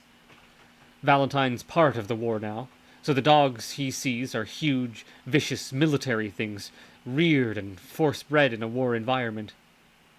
It occurs to him, coming face to face with this bright-eyed monster, that only his journey to the land of the dead enables him to see it. This breed is a subtle breed, despite its size and savagery. It moves at angles to the rest of the world and only hunts at night. Give them any environment, a modern one full of cineplexes and subway tunnels, or an impossible one of ships of war and time travel. The dogs will make themselves known there, finding a way into the world's subconscious. Valentine has never seen an animal this large, at least not in the flesh, at least not in town, but it belongs here. Easy to see how the building could have received it so easily, although, in all honesty, what he's feeling now is the obligatory primal terror rather than anything more philosophical. Beyond the dog there's one more stairway, one more turning, and a dozen more steps before the building's foyer. If he moved his head right now, if he could even contemplate breaking eye contact, then he could look down over the banister on the landing ground and see the floor of the building, the black and bleach-white tiles on the floor of the lobby. One more stairway, that's all. There's certainly no moment of conscious decision as Valentine's muscles all flinch at once, and he throws himself at the banister, hurling the metal box at the edge of the landing before hurtling himself at it. The animal, not being a creature of logic, doesn't think to try to intercept him on the ground. It launches itself up the stairway as soon as he starts to move. Its great, heavy feet barely touch the steps below it. It opens its mouth wide, and the space between its jaws becomes as big as the world, before Valentine starts to fall those last 20 feet to the ground level. 3.27. Why impossible? Time travel is impossible because it makes the impossible far, far too easy. Banal, even. If you thought temporal paradoxes were dull in the stories, then just wait till you can move for creating them. In a universal time travel, everything becomes a relic. Relics lose their meaning. Meaning becomes worthless. You know the story. Everybody knows the story, and yet barely anybody sees the two huge yet possible flaws in it. You take a family heirloom, any heirloom, say something passed down by your grandfather. You take it back to the time, and you take it back in time, and you give it to your grandfather when he was a child, so he can pass it down to you. Where does the heirloom come from? Who makes it in the first place? Insoluble conundrum, yada yada yada. God in heaven even pointing out that it's tedious, even pointing out that it's tedious is. Even God in heaven even pointing out that it's tedious is tedious. Meta cliche. Something so drab that it can't even be safely deconstructed anymore. But 1. To hell with the heirloom. It doesn't have to be anything so important. You can pick up a chocolate wrapper out of the gutter, take it back 5 minutes, and leave it where you found it, and you get the same effect. Can you imagine that? A chocolate wrapper. And it's not worth pretending that time wouldn't allow it, that a paradoxical object simply wouldn't exist. What's the universe going to do? Remove all the chocolate wrappers you might ever find? And 2. We're primed to think that any object, whether it's relic or rubbish, has a holy integrity of its own. It doesn't. A chocolate wrapper isn't indestructible. It's as prone to entropy as the rest of us. When you pick up that chocolate wrapper, the friction of your fingers against its surface will knock a few atoms off its mass. Not many, not enough to be visible, but you'll make it smaller than it was when you put it in the gutter. Then you'll go back 5 minutes and put it in the gutter, which means that when you pick it up, it will, by definition, be smaller than it is when you pick it up. So when you pick it up, it'll be infinitely small, which means that when you find it, it's infinitely large. An infinitely large chocolate wrapper. Who would have thought it? That's the thing, you see. Point 2 tells you that the whole idea is infinitely stupid, and point 1 tells you that it's impossible to stop it, and point 1 tells you that it's impossible to stop it anyway, if you can time travel. Anyone who claims that time will somehow sort things out is an idiot. Time doesn't know what a chocolate wrapper is, let alone recognize the problem of a potentially infinite number of them all being infinitely large. This is why nobody believes in time travel in this universe. Nobody except the archons of faction paradox, who must see it as their duty to resist the entropy, to get as close to the impossible as possible without making it ordinary. 3.28. 1. He can barely run. He doesn't think he's broken anything, although, as a qualified ambulance crewman, he's aware that most people who don't think they've broken anything have shattered spines, and most of the people who think they've broken something are just sprained. But what he's feeling now says shock, not fracture. All he remembers is sliding like a drunk across the foyer floor, almost toppling over again as he tried to pick up the metal box and run with it at the same time. He remembered lurching towards the side door of the foyer, toward the corridors where the caretaker's office is, then slamming the door behind him as if the door with a glass panel could keep out a heavy. Then slamming the door behind him as if the door with a glass panel could keep out a heavy muscled animal with ribs like knives. He can still hear the noise, the barking, if you can call it that, the near ultrasonic thump as every sound the animal makes shakes the paint from the stairwell walls. Right now, Valentine's body has already put the box down and thrown open the door of the supply cupboard in the bare bulb light of the corridor.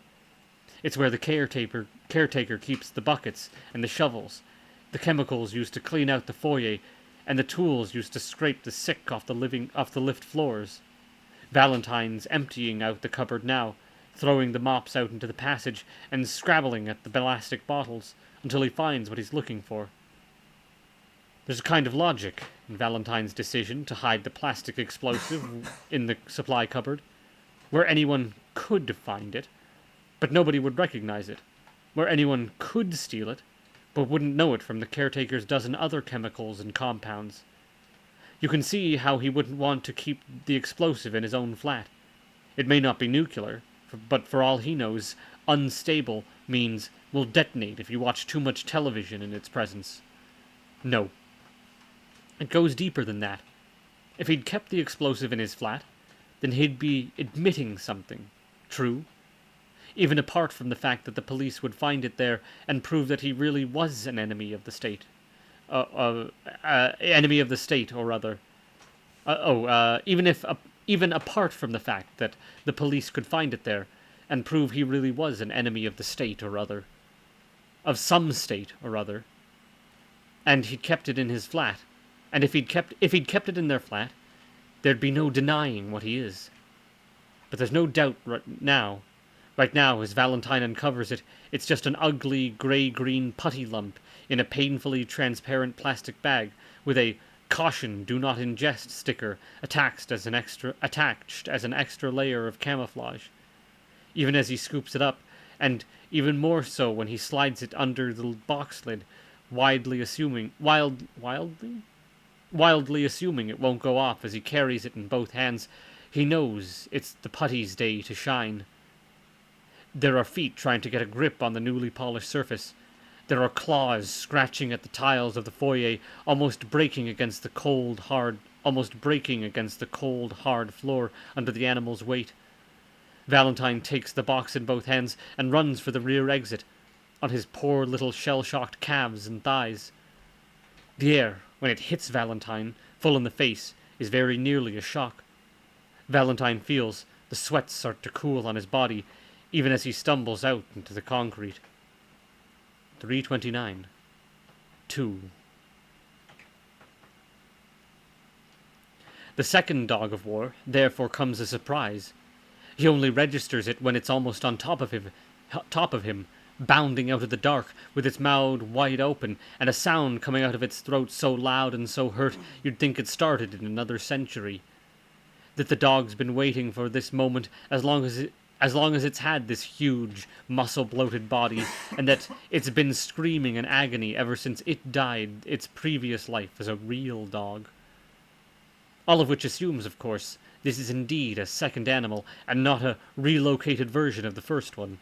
It's hard to know how these things work, but this one definitely seems a little smaller, so either it's another dog, or the first one lost some mass in teleporting from one place to place.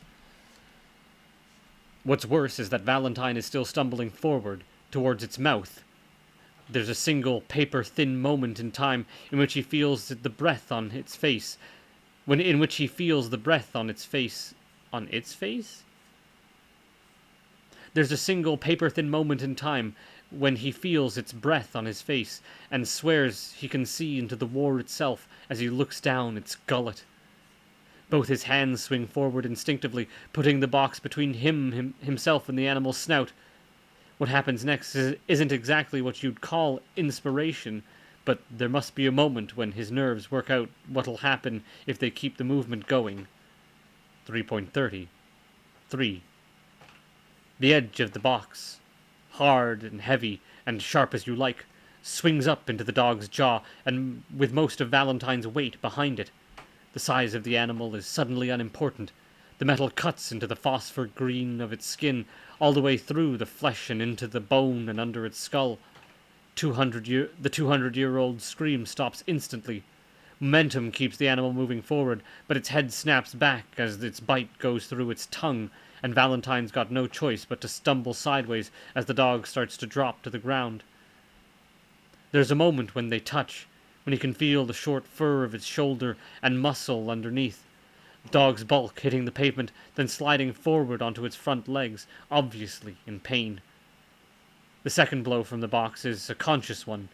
Valentine's aims it deliberately as soon as he's recovered his posture, even though he's starting to remember there's plastic explosives inside. He may have only seconds to weigh up the options, but nonetheless, it's a willful, calculated move when he stumbles over the animal's fallen body and cracks open the side of its head. The ambulance is parked on the street, off to the side of the building, out to the glare of the main street, which is fortunate. It wouldn't make the best possible tableau. The sight of a man dragging the man in overalls, the sight of a man in the overalls, oh god.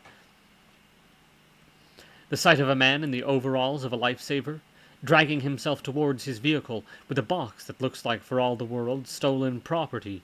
A dead dog lying in the streetlight behind him, its head crushed against the pavement, its body as hard and heavy as a sphinx. Valentine, like most of humanity, sees animals as implicate people, not as human beings per se, but as stripped-down abstract versions of human beings. You can look into an animal's eyes and see any emotion or any kind of nobility or any character defect you'd like, which must be why totems are so popular.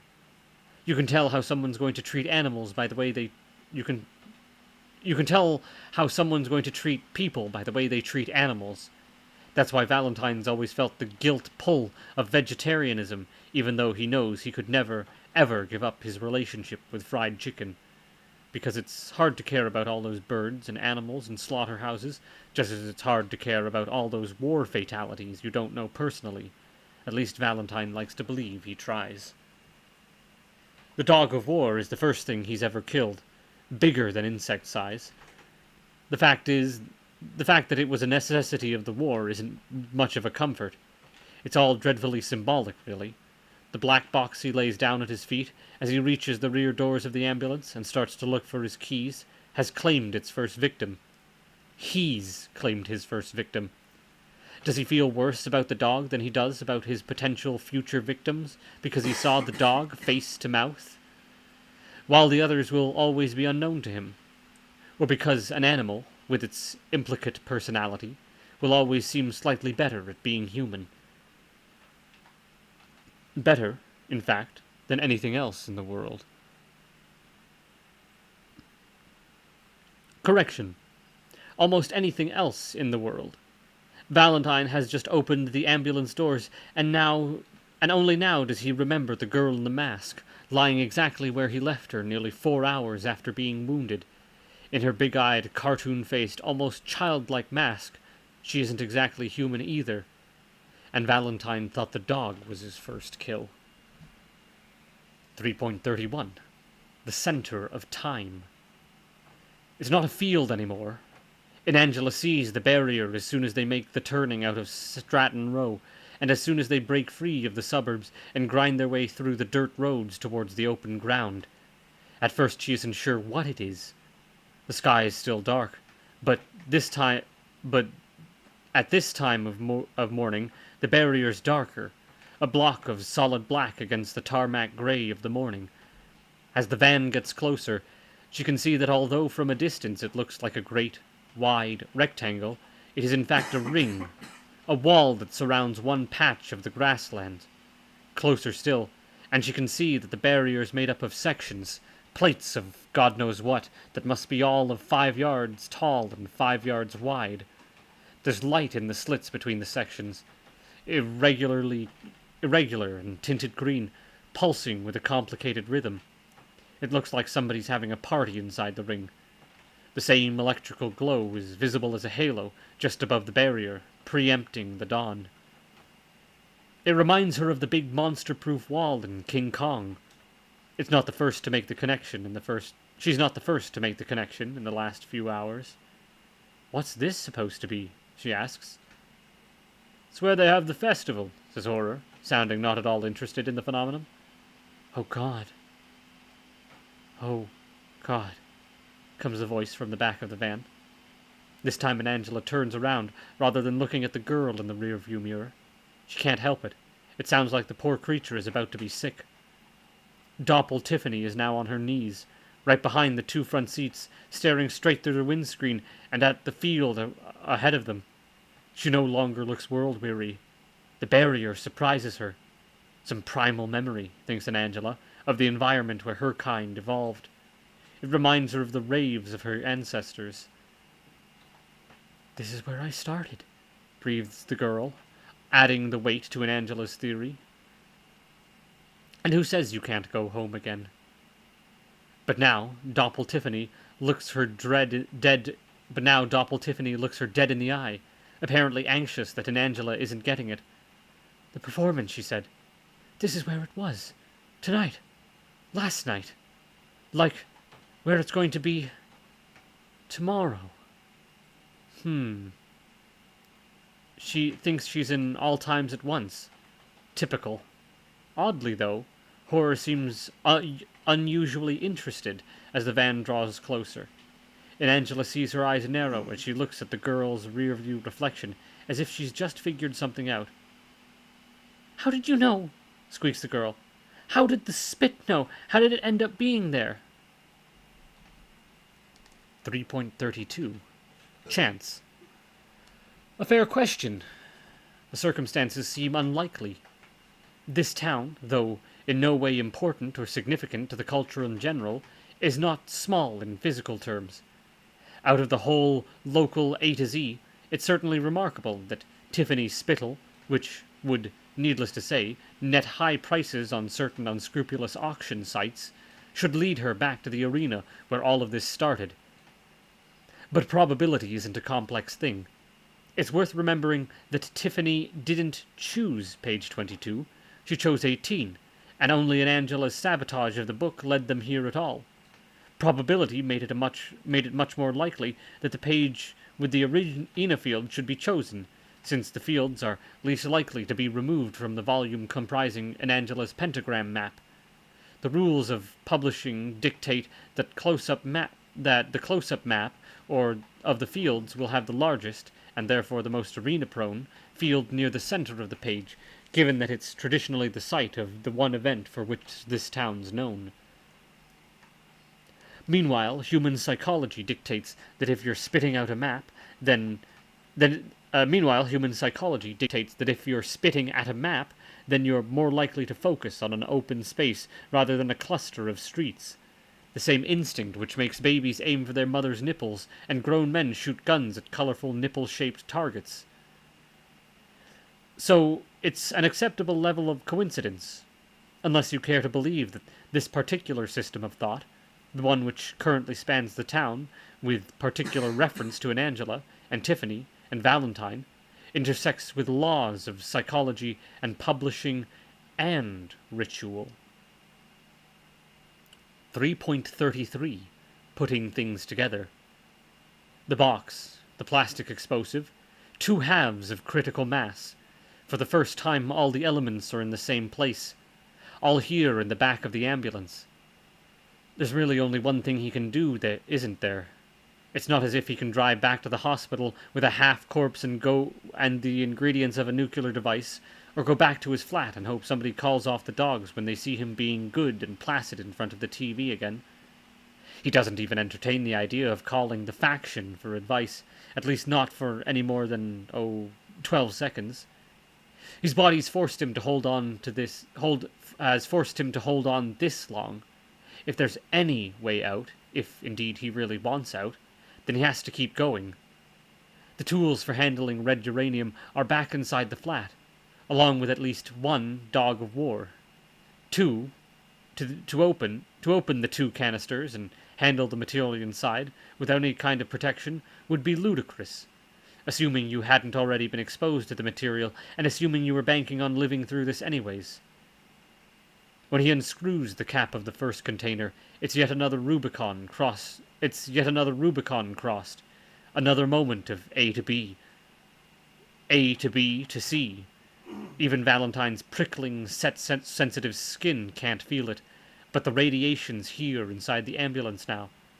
The girl in the mask, if she somehow survives everything else, is going to have a way back from this. Yet somehow Valentine can't escape the ridiculous feeling that she's there to encourage him, not stop him. Obsessions like that. 3.34. I don't believe in nuclear weapons. As you can imagine, Valentine used to hear that a lot. Anybody even remotely left-wing used to say it. Back in the days when there was meant to be a long-term war which didn't indirectly intersect with the real world. Oh, let's be honest, he must have said it a lot himself when he was younger. I don't believe in nuclear weapons, to which the obvious comedy answer is, oh, they exist, I've seen them. Seen in the sense of, how shall we put this? Not seen in the flesh, in this case, not even seen on TV. The hundreds of thousands of men, women, and children burned to grey ash by the great double act of the fat man and little boy didn't leave much to look at, and it's not as if there were even any cameras on the blast sites. We know they're there, that's all. It's an instinctive kind of seeing that hasn't existed for long. There's a story which Valentine heard when he was very small. The story says that every time you say you don't believe in fairies, a fairy dies. It's one of those many stories that seem to be scaring children into keeping their big mouths shut, or maybe trying to warn them that talk can blow whole chunks out of the world without anybody realizing it.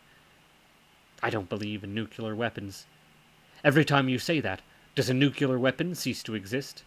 In Valentine's not entirely straight-faced version of the story, there are armies of governments, sponsored by operatives who lurk around the corners wherever the politically opinionated gather, ready to pounce if anybody starts the sentence, I don't believe. After all, so many things might cease to exist that way. There's a similar story this time with Indian roots, which claim that if you speak the name of Shiva, then Shiva's third annihilating eye opens just a little bit more, and that logically, when the eyes fully open, it'll behold the world, and the world will burn in the fury of its gaze.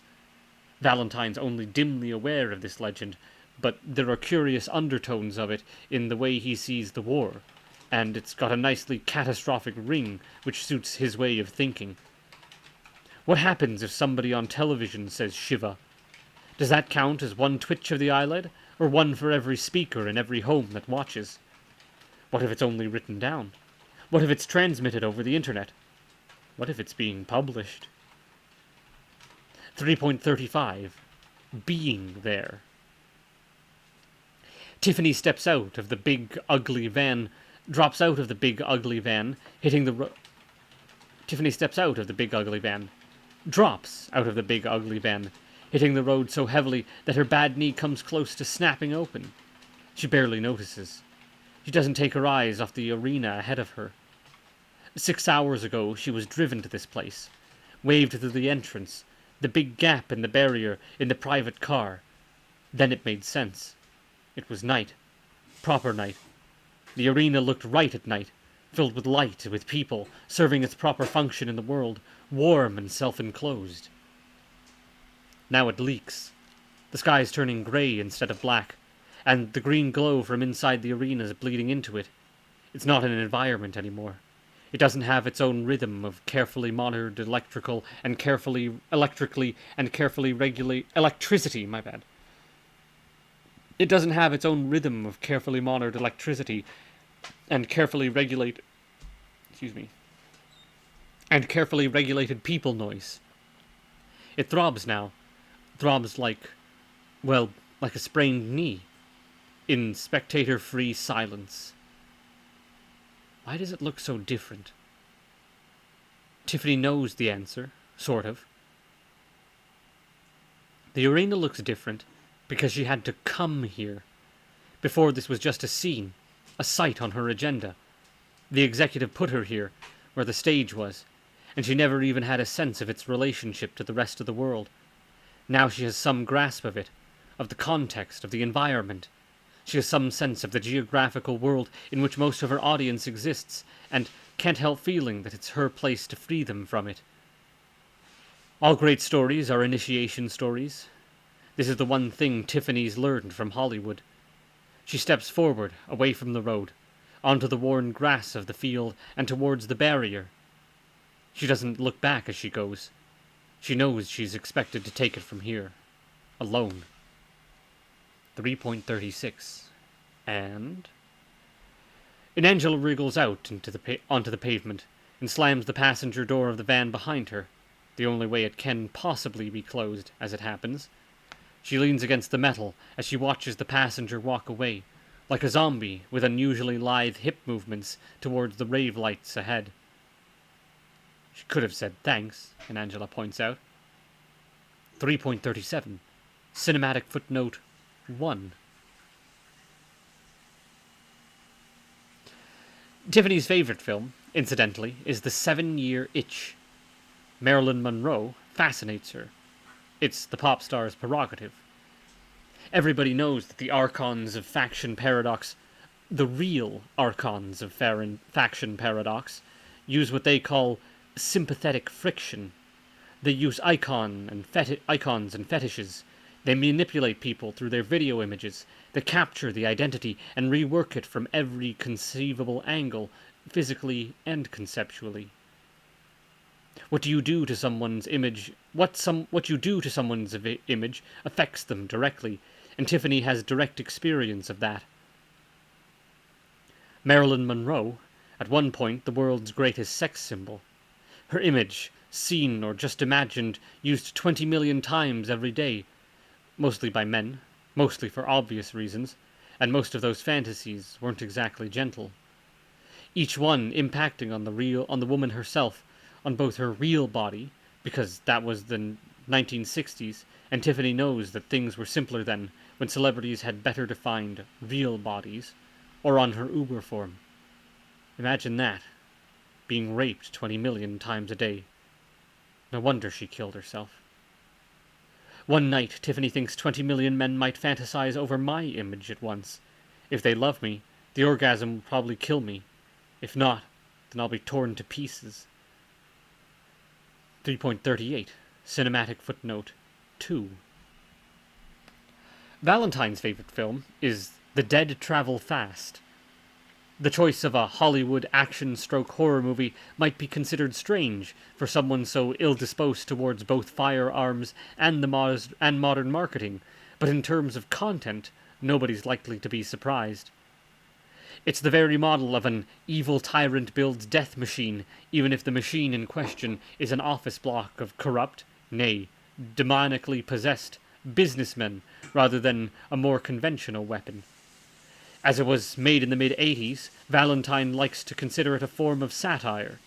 What's most notable is that when the upper floors of the block are blown to vapor in the closing minutes of the story, they're destroyed only as a result of self-sacrifice of one of the central cast, who was last seen priming a quantity of high explosive without any timer mechanism to save him. There's no question this is an act of heroism. All cultures teach their children to die for what's right, although obviously if an enemy nation tries it, then it's just zealotry. 3.39 The Arena. So very, very different from this angle. It's like the story of the prince and the pauper, isn't it?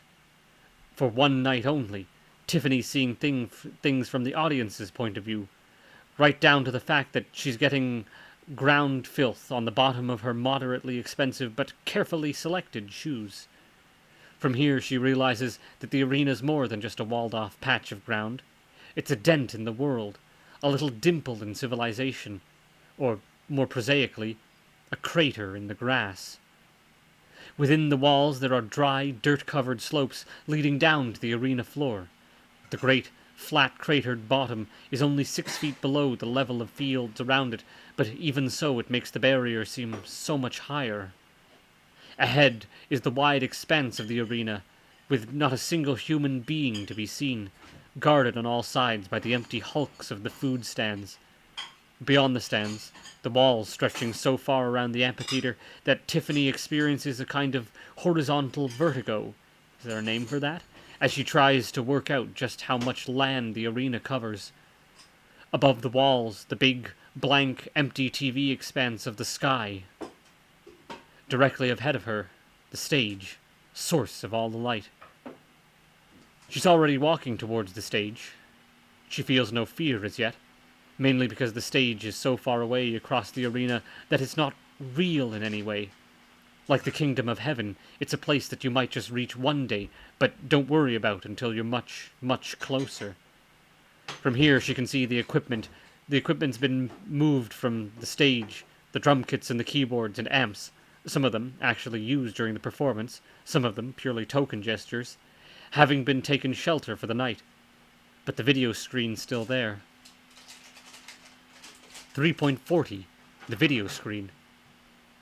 The video screen is the backdrop to Tiffany's entire performance. It's a necessary part of any public appearance. Virtually no one can see her in close detail from the audience. Virtually no one can pick up on the carefully placed signs with which she's usually adorned.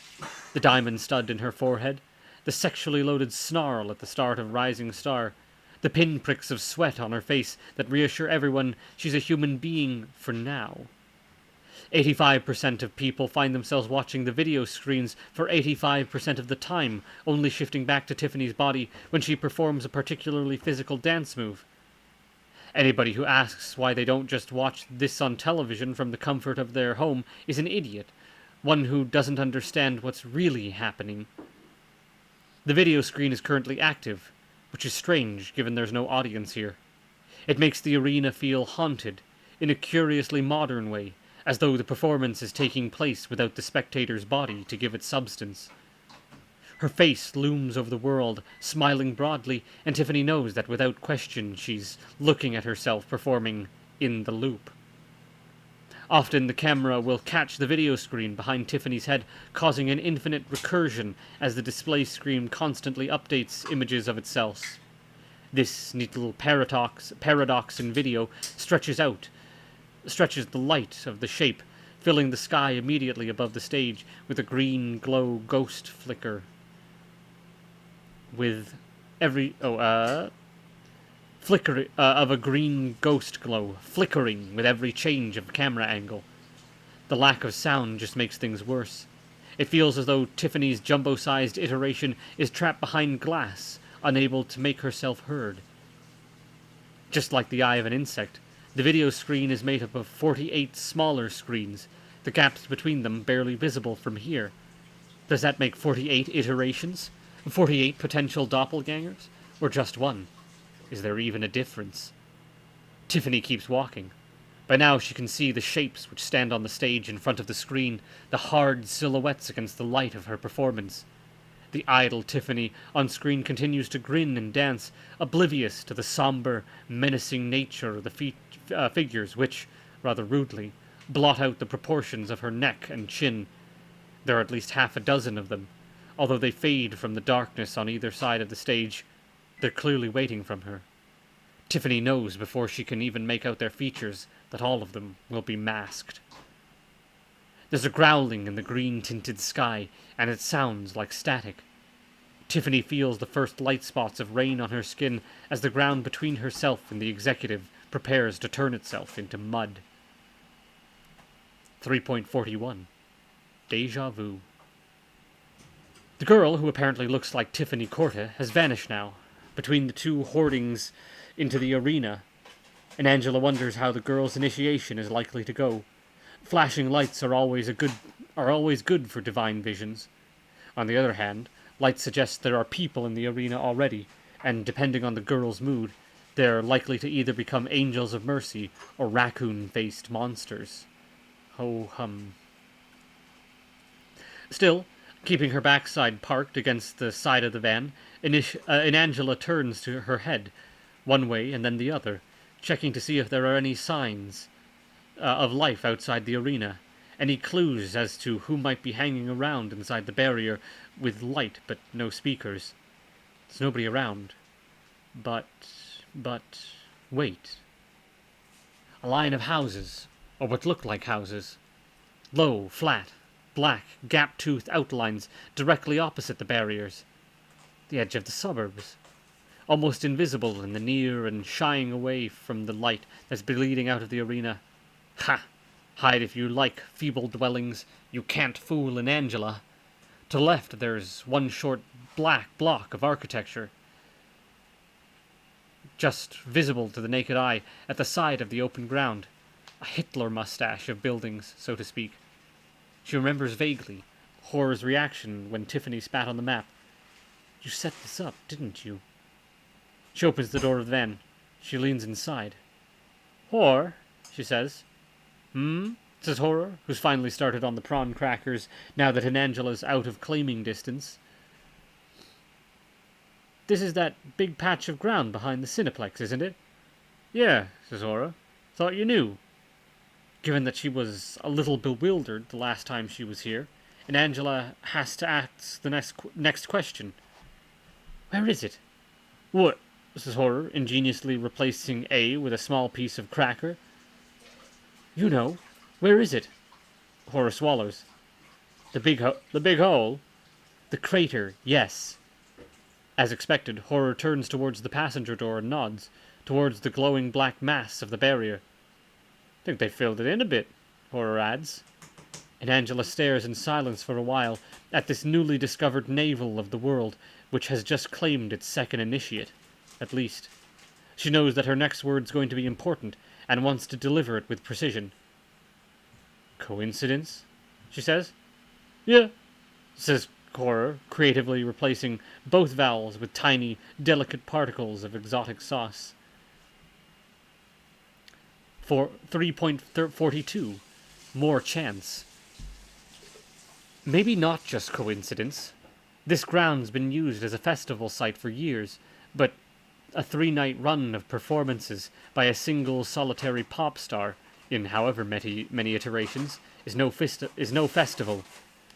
Only one field is required, out of all the fields that might play host to the masses. An attack crater, as neat and as flat-bottomed as those weapons of the war tend to leave, where everything's been leveled to dust, where the instant noodle concessions can set up shop without any of the usual unhygienic, unsavory mud to remind them the paying customer to remind the paying customers of dirt and disease. Let's be blunt, excrement. I read that wrong. Where everything's been leveled out to dust, where the instant noodle concessions can set up shop without any of the usual unhygienic, unsavory mud to remind the paying customers of dirt, disease, and, let's be blunt, excrement. And let's look at it from the executive's point of view. A great, wide, circular impact crater, once again giving Tiffany the smack of danger without any need for controversy. The attack, if that's what it was nearly 3 weeks ago. Time enough to remove any suggestion of bad taste, especially since nobody died here, as far as anyone can remember. Not just a coincidence, then. There are casual connections here, between an Angela's right and Tiffany's. One thing leads to another, although, admittedly, event A might only lead you to event B, via media, you wouldn't normally notice. Through time, culture and the snack food industry.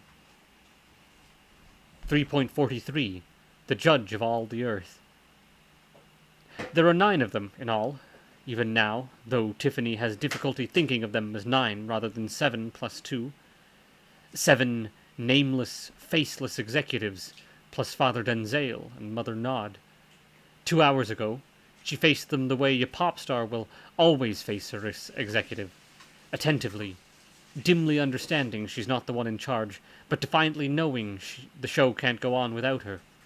But now, Tiffany's where the audience should be, in front of the stage, gazing up at the silhouettes of 7 plus 2 as they gaze down at her. It doesn't help that the show does seem to be going on without her. The chief executive, standing at the dead center of the stage, and therefore right in front of her, is a hard shadow against the video screen's green spectre light, framed against Tiffany's own face, smiling and pouting, not singing a single thing that can be heard. The 9 figures are arranged in something approximating a semicircle, the chief executive towards the rear of the stage, the executive members at the far left and right, and far right, Denzel and Nod, respectively, standing close to the front. From down here on the crater floor, they're a perfect mirror of the wall around the arena. They too look bigger from down here. Tiffany turns her eyes up to the rain, and the executive looks on in silence. No sound to interrupt the scene, but the white noise of the weather. Tiffany notes they're wearing their best clothes. Suits so finely cut, you'd think someone had sliced suit-shaped holes in the air so that they would fit snugly and precisely into the world without having to worry about little things like raindrops elaborate, exquisite evening dresses on the women, with broad, sharp-edged shoulders that seem to give them beautiful, delicate, but ultimately gargoyle-like wings. Their masks aren't the same simple, big-eyed, bone-faced ones she's used to. Their features are still hauntingly straightforward, with their empty eye holes and their hollow snouts, but the shapes of the mask here look far more animalistic. No two alike, of course. The snouts are extended, like the skulls of things that burrow into the ground and root their faces in the filth. There are horns and crests, some which seem to Tiffany like the heavy, missile-sharp skulls of prehistoric animals. Nod, to the right, is in a translucent white. Nod to the right is in a translucent white. A delicate white boa drapes itself lovingly around her neck and shoulders. Her bone face appears fragile, even bird-like, though there's no sign of a beak. Denzel, on the other end of the executive's arc, sports his usual black and fades into the wings of the stage as a result.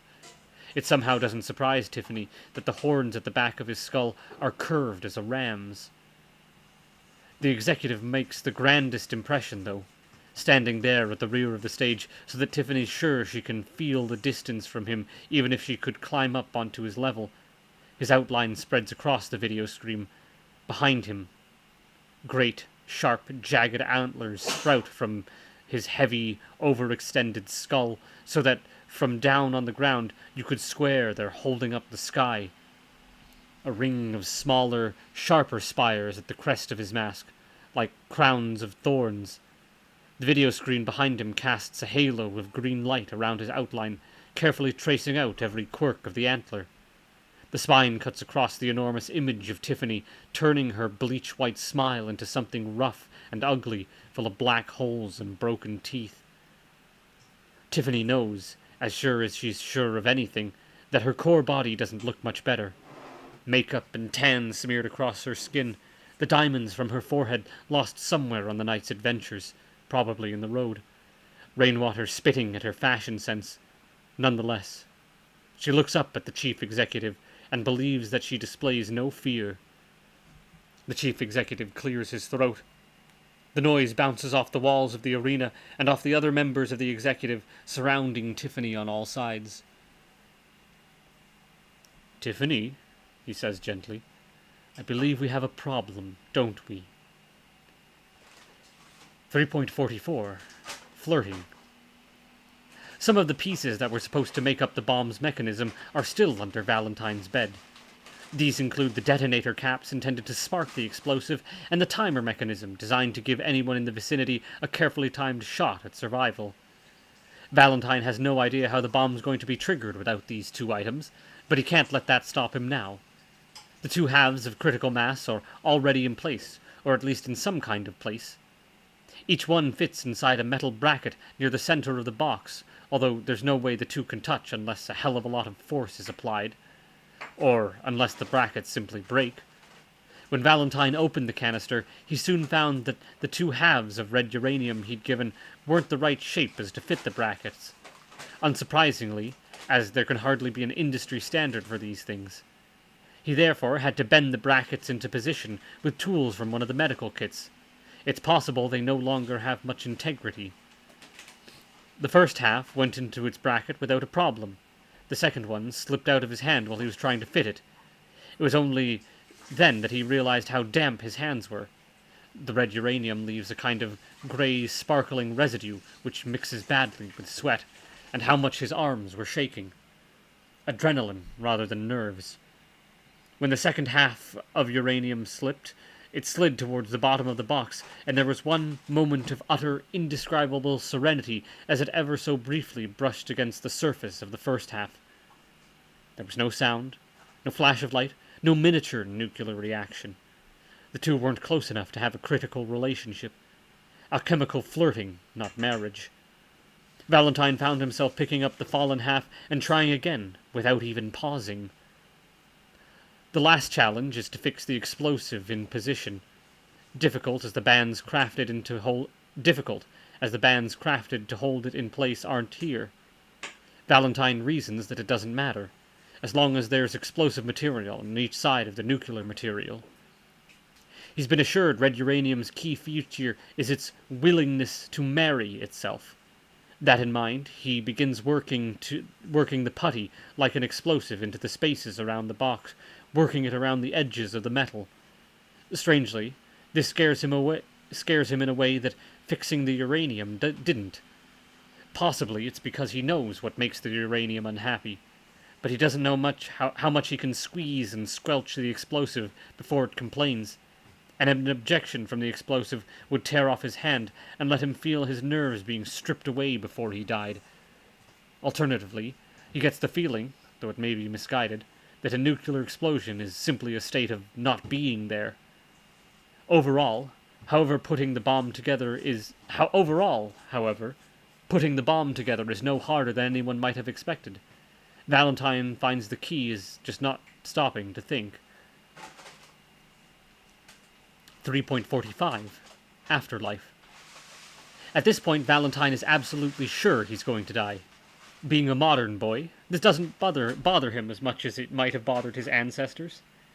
In no way is he casual about it, and to tell the truth, there's always going to be that last biological streak of sheer terror running all the way from head to heart and from the heart to the bowels.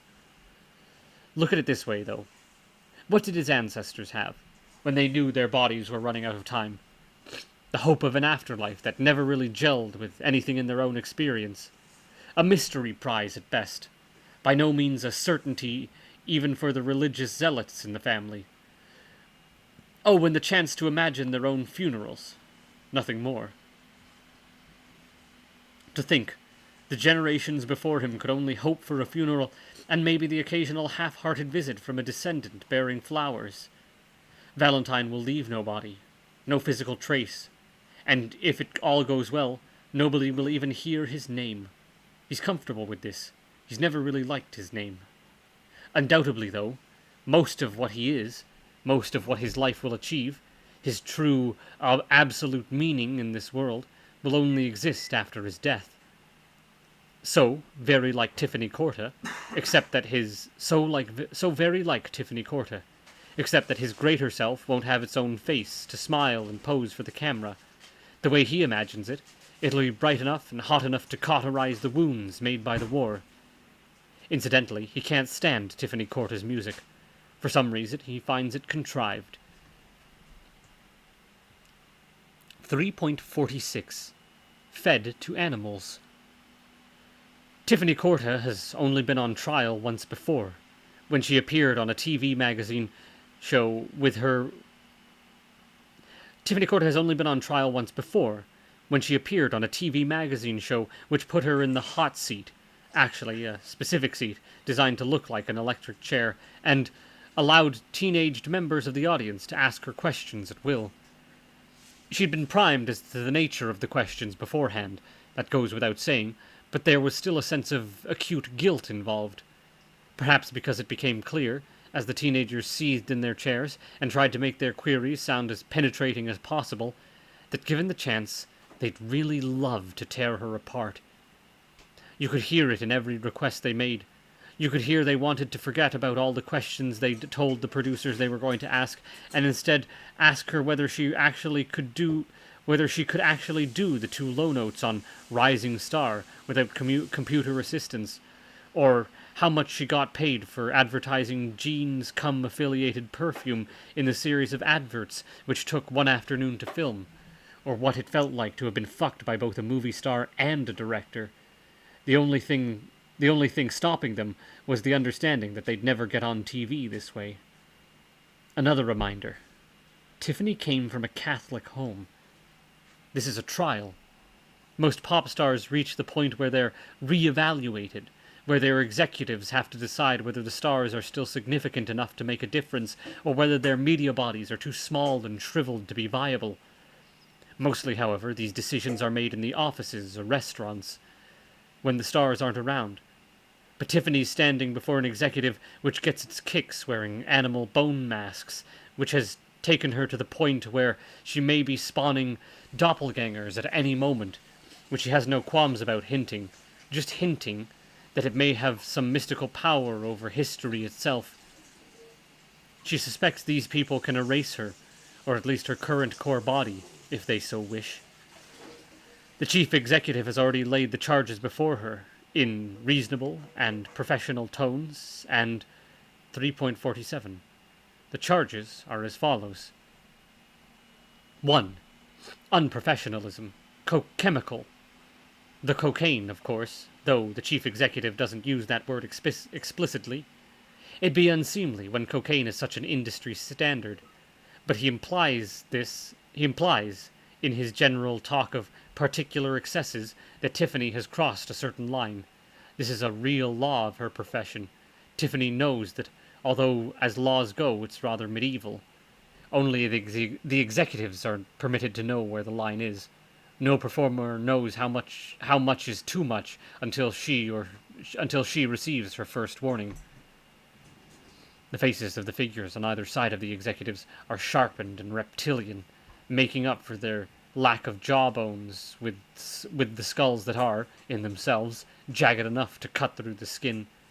Basking in the green glow of their chief, they look like clerks cut out of court, listening intently as he tries to make the list of charges sound like a pleasant conversation, ready to pick over the gristle of the case. 2. Unprofessionalism, neurotic. All stars have needs. All great stars have needs which are occasionally bizarre. There are limits, however, once again. Only an executive knows where, and Tiffany has exceeded the boundaries of what's reasonable, demanding her executive deal with a variety of paranoid concerns involving identical duplicates and her alleged imminent failure to exist.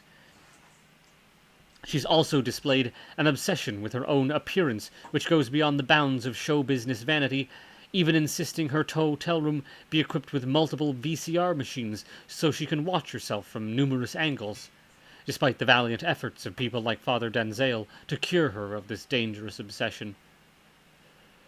Father Denzale is impassive. He doesn't move. He doesn't slouch. He doesn't scoff.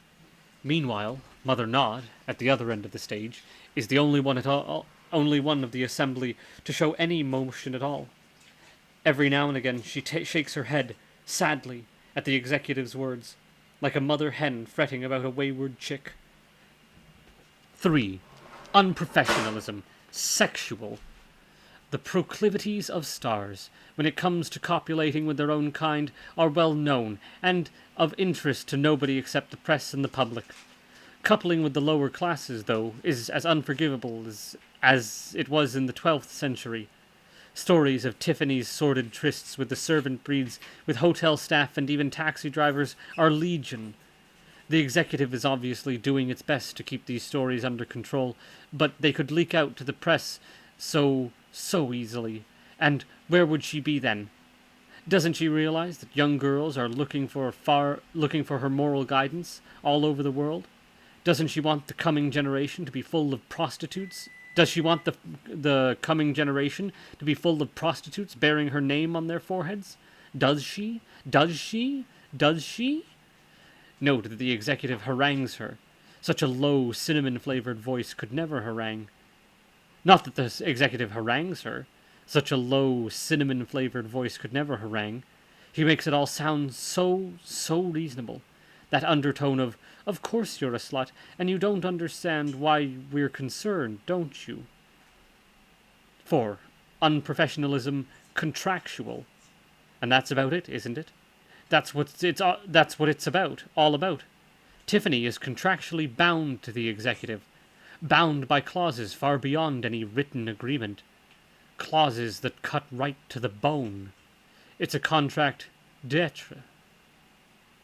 It's not just that her executive maintains her, or services her, or even loves her. It's that it is her. Or, at least, that's the way the executive sees things. But then, none of them have ever glimpsed the truth. The executive makes the situation quite clear, without saying a single word in that direction. Her problems, her neuroses, her strange beliefs. The executives could have been trusted to help her with any of them, and yet she ran, away from the hotel and away from the executive, off in a cab to do God knows what with God knows whom, and perform God knows how many sexual perversions in the process. And can't she see how hurt the executive is as a result? Concludes the chief executive. 3.48. Another cut to the chase. The ambulance pulls out of the side street and into the main thoroughfare, where the geisha face of Tiffany Corta shines out the window of an otherwise abandoned megastore. It's safe to think of the ambulance as a kind of warhead now. If it were to crash and the fuel tank to explode, the device huddled behind the passenger seat would unquestionably burst open and show the world what it can do. Valentine is aware of this, but it's not a thought that troubles him much. He's seen a lot of car accidents in the last 2 years, and none of them involved exploding fuel tanks. Still, it's a hell of a responsibility. You've got to wonder how those insect-plated ship pilots must feel, knowing that one crash could make a great big hole in history itself. This thought is sidetracked, though, as the ambulance turns to the street and he sees the silver van on the pavement right under the window of his flat. It looks...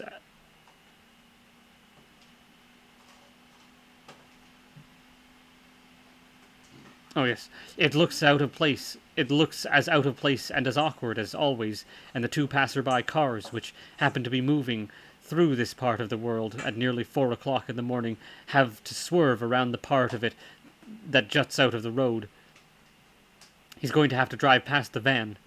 A van, for all he knows, has nothing to do with the wartime powers at all, and just happens to be there.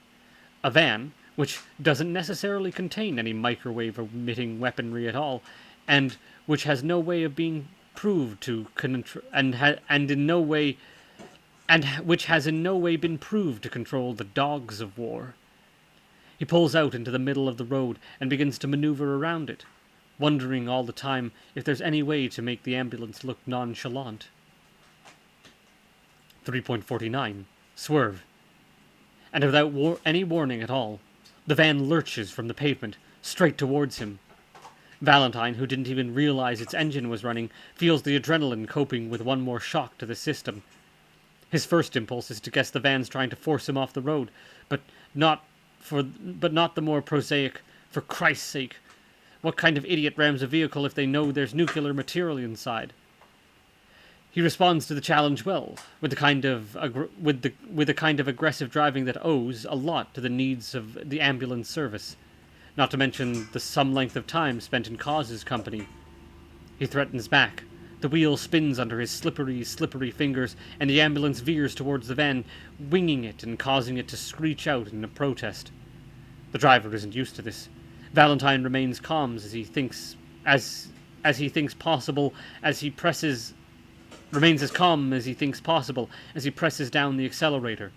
The ambulance roars ahead, neatly missing the only car coming the other way along the street, and the van seems briefly confused before it realizes it has to accelerate as well. In the next moment, as the gap between the vehicle widens and Valentine very nearly forgets he's driving somewhere to die, he only takes his hands off the wheel twice. Once to turn on the siren, two to wipe the uranium off his hands. 350. Tragedies.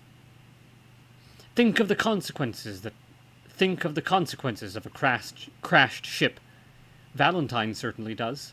This is either the stuff of bloody and highly censored news reports, or the stuff of Hollywood drama. The news version. A ship crashes during regular war maneuvers, say, over an urban population like the town. Now the locals might accept the thought of sizable parts of the town being rocketed into the ground on a pseudo-regular basis, but these are deliberate war casualties, and nowhere near as shocking as a huge, terrible accident. A ship moving through time literally brings whole new dimensions to the concept of fatalities. When a car crashes in 2D, it can only kill and maim bystanders in front or to either side. When a plane crashes in 3D, it spreads out the atrocities across the ground over a stretch of miles, and the people look up, and hot fuel pours into their eyes. The rain of metal breaks bones and tears through the bonnet of parked cars.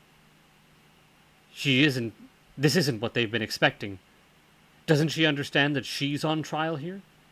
They don't mutter among themselves, because this is the kind of jury which has to remain silent at all costs, but you can tell they're having trouble not glancing at each other. Do they know that she really, really didn't mean to smile like that? Tiffany? Tiffany, sighs the chief executive, with his usual toss of affectionate menace. You do understand the implications of what I've told you, don't you? Oh, yeah, Tiffany tells him. Sure, yeah. But are you? The chief executive glances at one of his hovering, reptile-faced clerks. The clerk tilts his head, just a little. It must say volumes if you know how to read skull. Have we ever claimed to be the faction paradox? The chief executive asks, turning his attention back to the accused. No, says Tiffany cautiously. But, you know. Well then, what matters is that we're your executive. What matters is that we care about you. We love you in our own way. You know that, don't you, Tiffany? But are you faction paradox, though? Tiffany. But are you? She is in the swing of this now. The massive, juddering image of her face is actually helping her rather than distracting her. It makes her remember what Miss Ruth showed her, and the screen even has that compound eye feel. You've got masks, yeah? And the masks are, like, bone. Yes, Tiffany. They're bone. Does that make you real, though? The executive's becoming unsettled now. Tiffany doesn't immediately spot that. The rumbling she can hear is the rumbling of low voices, muffled by unusually heavy masks, and not the thunder of traffic noise at all. We've never made any claims that we couldn't validate, the chief executive replies. You know that, Tiffany. Her name's an afterthought. A way, perhaps, of tying her down to one body and this one part of her identity, cutting her off from any support she might get from the grand iteration behind him. Tiffany's insistent now. So you're not faction paradox. 'Cause if you're not, then maybe you don't really understand. This is irrelevant, snaps the chief executive. The rumbling ends. Then, and for the first time, Tiffany feels something which might be comparable to fear. Not because the chief executive is so obviously losing his temper. Well, alright, that's part of it. It's always a shock when your father figure loses his temper.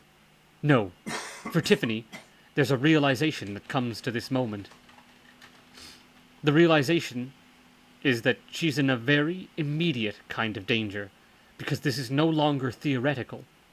The executive can destroy her. She's always known this in theory, but it's only here and now, surrounded on her own, in a field cut off from the rest of her iterations, coming down from the night's events, and without anyone to move her to another scene, she realizes the number of ways they can do it. They can destroy her uber self, manipulate the media, weaken her body, and leave her with too little of herself to function. They can attack her through the law, sue her for the breach of contract, either in her purely human courts or in the higher courts, which she doesn't have a name for. She doesn't even know the word Mephistophelian, but which everybody instinctively knows have to exist if the world makes any sense at all. Or they could just kill her, and bury her in the mud. She wonders which of the three is worst. Obeying the usual Catholic instincts, she takes an obedient step back from the stage as the chief executive loses his temper and bows her head towards the ground. 3.54. Small girl. There was a time, once, when Tiffany questioned the need for the video screen. Not knowing any better in those days, she took the people should stay in and watch the television view. It was Mother Nod, chittering and shaking her head, who put her right. Who knows, one day you might be glad the screen's there, she said. We could show a recording of an old performance on screen and get somebody your size to do the dance steps. Nobody would ever know from the audience. You could take the whole night off. This was evidently meant as a joke. Even then, Tiffany felt the terrible undertone of a threat in there somewhere. By this stage, the threat's fairly explicit, especially since the 9 executive members have chosen to arrange themselves in front of a screen showing such a generic-looking performance. From this point on, the executive could cut Tiffany's core self off from all the other iterations, and it wouldn't make much of a difference. In war terminology, this process is known as decapitation, but the difference is that unlike politicians, pop stars can keep moving even after their heads have been cut off. All it really needs now is for the chief executive to utter that one key and sublimely menacing phrase, "Why don't you take some time to think about it?" 3.55. Becoming more like cause. Anyone who's ever been near a car knows how animal they can be. Every traffic system is an ecosystem. Most people never get a car chase of their own, but you would be amazed at how natural it all seems. It hits the primal nerve when you're driving at this speed to avoid getting caught by a vehicle that's bigger or blacker or more carnivorous. Valentine has 2 advantages. One is that he's already got an ambulance and the siren's already howling. How's that for natural defense? So the other vehicles have no option but to slam on the brakes and let him pass. Rival drivers swear at him, then feel guilty about swearing since there could be someone dying in the ambulance. There is, of course. In fact, there may be more than one person dying there. Clear stretch of road. Check the mirror. Yes, behind him. In the herd of headlights he's just left behind, there are 2 which seem determined to step out of the pack, weaving, trying to get ahead, still some distance away. Oh yes, the second advantage. Well, the second advantage is Valentine's state of mind. He couldn't help it. When he first took the roads with the jury-rigged bomb in the back, he did something other people might not have considered wise. He didn't even mean to do it, really. It just seemed natural to him. Ripping away from the center of town at unsafe speeds just like his partner tends to do at this time of morning. He somehow found his eyes being drawn towards the passenger seat, towards the flask. Wise animals always eat food when they see it, just to store it up in their bodies in case there's a future shortage. Everything has a tendency to eat when it's not hungry, at least within the limits of its environment. This environment? It's an environment that demands speed. It's why all-night stopovers sell caffeine pills as well as chocolate, music CDs as well as polite little cartons of chow mein. Valentine is well aware that the pills make cause hallucinate as well as making him drive faster. Until now, though, he's always thought of hallucinations as seeing things that aren't there. Angels and demons and whatever you like. In fact, right now he's starting to think that he's just seeing what he knows is already there. For example, as he passes more and more of the traffic lights, it's notable that more and more of them appear to be green, which makes sense, because to an ambulance driver, they are all green. All of the time. The actual literal color of them is unimportant. Valentine knows what they say, and what they say is that he can go through them. 3.56. Knowing who you are. "You're not happy," says the chief executive. Tiffany doesn't reply. Doesn't shake her head. She keeps her eyes fixed to the ground and resists the absurd schoolroom urge to make sure her uniform's in order.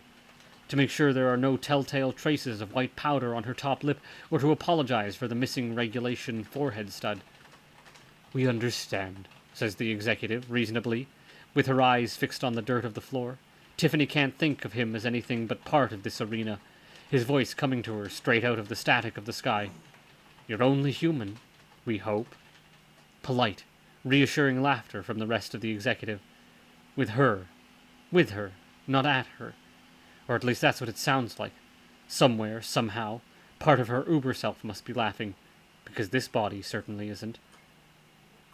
"You have a very busy lifestyle," the chief executive continues. Lifestyle, a word that can be used to make any point at all, under any circumstance. "You're under a lot of stress, we know that. You must be confused. Upset." Tiffany finds herself nodding. Why don't you take some time out to think about it?" suggests the chief executive. which is when she knows. She looks up at them, looks up at the enormous head of antlers that presides over this inquisition. Past the skulls and past the crown of thorns, she sees her own face beyond them, eyes wide, teeth bared, going through the motions of the first encore. Her massive head snaps from one side to the other, in time with the music that nobody can hear. The waves of her hair filling up the 48 screens that make up this one image.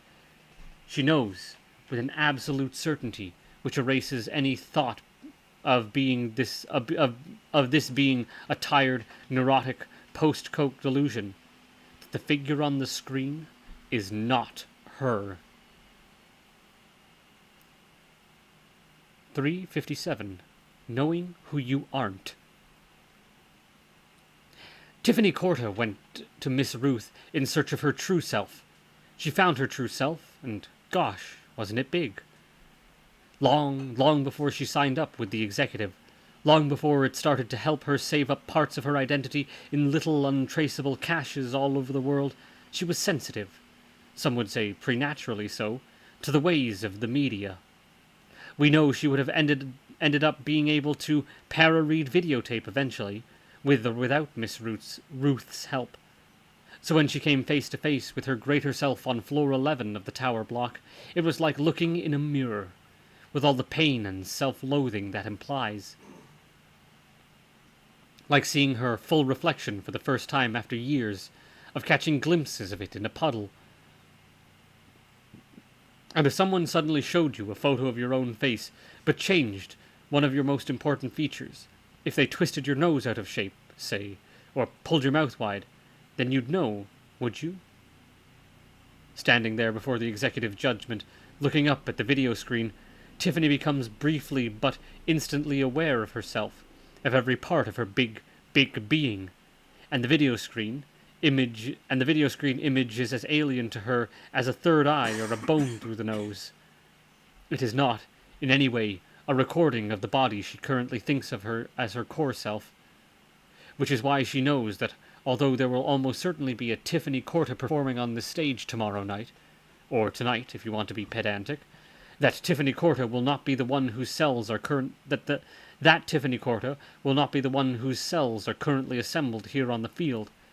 She's been given the night off, and in this moment of clarity, it becomes fairly clear that her services aren't going to be needed for much longer.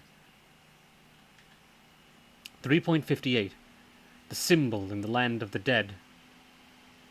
The boundary of the northeastern edge of the town is marked by an overpass.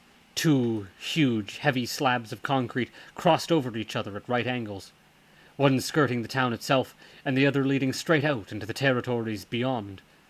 That way lies the city, which is to say the closest settlement to this which can safely be called a city. Hence, the edge of town requires a border to prevent the city stealing its mass. There are no human guards at the boundary, although the house of Marrero has been discreetly parked under the shadow of the overpass. And Angela soon finds signs of native life. There's graffiti here, with tribal words that aren't remotely English. The remains of a fire, a thin trace of ash under the arch, protected from the spit and of the rain. And Angela's reminded, not for the first time, of her own adolescence. But, most intriguing of all, there's the outline of a dissected human body, scrawled in white chalk on the grey slabs. And Angela approves of this kind of thing. She, too, is busy tracing the outline of a body on the street of the town. She's even named the 5 points of the pentagram: north, northeast, southeast, southwest, and northwest. So hold the map the right way up, and you can join the dots to make a stick man. Under the surface, however, she knows it isn't even remotely human in shape. She wonders, at this particular moment, whether the corpse in line under the overpass is based on a particular dead person. There must be a roaring underground trade, surely, in the corpse lines of famous murder victims and suicide victims. Think of all those celebrities, shot or poisoned or drowned in their own internal fluids. Once the investigations came to a close, did someone really rub out their silhouettes rather than tear up the floorboards and sell them for rather than tear up the floorboards and sell them for half a fortune? It takes an Angela and Horror a while to track down the speed camera closest to the very, very edge of town before an Angela gets out the spray can. Gets this. Thank you. Before an Angela gets the spray can out of her pocket and prepares the next stage of the summoning. Oddly, the chalk outline has cheered her to no end. Someone wants this place to look like death. And why not? Death's always personified as a person. Usually as a person with a skull for a face and a penchant for black. But even an Angela wouldn't be seen dead, bad choice of phrase, wouldn't be seen at all doing a Waco Black and pretending to be the bastard child of the Grim Reaper. Why shouldn't death be personified as a place, for once? Especially the crack-soaked arse end of a town like this one. 3.59. The sentence. The chief executive is explaining the measures he's going to take up to help Tiffany find herself. Either a very appropriate choice of phrase or a truly appalling one. He's explaining she needs time to relax, that she doesn't have to worry about the last night of the performance in this town, that they can work something out. His speech is calm, measured, and every other sentence ends with the word Tiffany. Tiffany can no longer listen. She's been spending the last couple of minutes watching the encore on the video screen, and the more she watches the other iteration of herself, the less it seems to be like any version of herself she knows. Why don't you take some time to think about it? Does the chief executive want her to agree? Of course he does. So they can put a different iteration of her on the stage 18 hours from now. Someone who looks like her, miming to the video screen recording. Or does the thing here on display in the arena prove that the executive has control of a true doppelganger? She knows what she has to do. To some extent, she's known ever since she came face to face with herself. So? Yes, she tells the chief executive. There's a definite sense of relief from the executive. Nobody says anything as such, but you can see each and every one of them lean back a little, relaxing. The relief is very visible on all the faces of the birds and reptiles and fish and dinosaurs and creatures of the forest. Very nearly. I'm glad to hear that, Tiffany, announces the chief executive. I'm sure we can find you a nice, quiet place to go, shall we say, on retreat? No, that's okay, says Tiffany. A brief, low chuckle from some of the executive's members. You really will need professional guidance, the chief explains. We know places you'll like. It's okay, says Tiffany, trying to sound nonchalant. I'll stay here. Even the Tiffany on screen looks nervous. Maybe it's because she's going for one of the really, really high notes. Here? Queries the chief executive. Tiffany nods 3 times fast. The chief executive probably doesn't find it cute. I want to stay in this town, she says. You know, 'cause if I'm pulling out of a gig, then it's good if I give them something. You're not necessarily. It'll look kind of nice, Tiffany goes on, knowing that if she lets him get a word in, then she might falter again and end up staring at the ground. But we can say I've lost my voice or something, but that I'll be staying at the hotel until I can do the gig properly, 'cause I don't want to disappoint anyone. Everyone will like that. There's a low rumble behind the chief executive's mask, and there are others looking at him expectantly now. Tiffany, the performance can still go ahead, but you said I needed the performance that can still go ahead. This time, the Catholic thing doesn't kick in, and Tiffany keeps staring at the chief executive, instead of fixing her eyes on the dirt. He sees this, and softens up a little, with a half-hearted, listen to me, please. Tiffany fixes her eyes dead on the video screen, looking right through the antlers, making it perfectly clear what she's looking at. Out of the corner of her eye, she notices that Father Denzel is the first one who catches on, turning his head to look at the big Tiffany on screen. I don't get it, lies Tiffany. How can there be a performance if I'm not doing it? You need me, right? Suddenly, the executive realizes, as a single entity, that Tiffany knows exactly what's going on here, and perhaps she really has seen something its members don't fully understand. Only now does it strike her that this is likely to push them away from attacking her identity option and towards the burying her in a field option. Only now does she realize what Miss Ruth really meant about cutting her last link to the pit. That was the final chapter of this section, and thus we will be ending there. Thank you for listening to this broadcast from the dark corners of the earth. My name is Tom Mordred, and this is my Midnight Radio. Good night.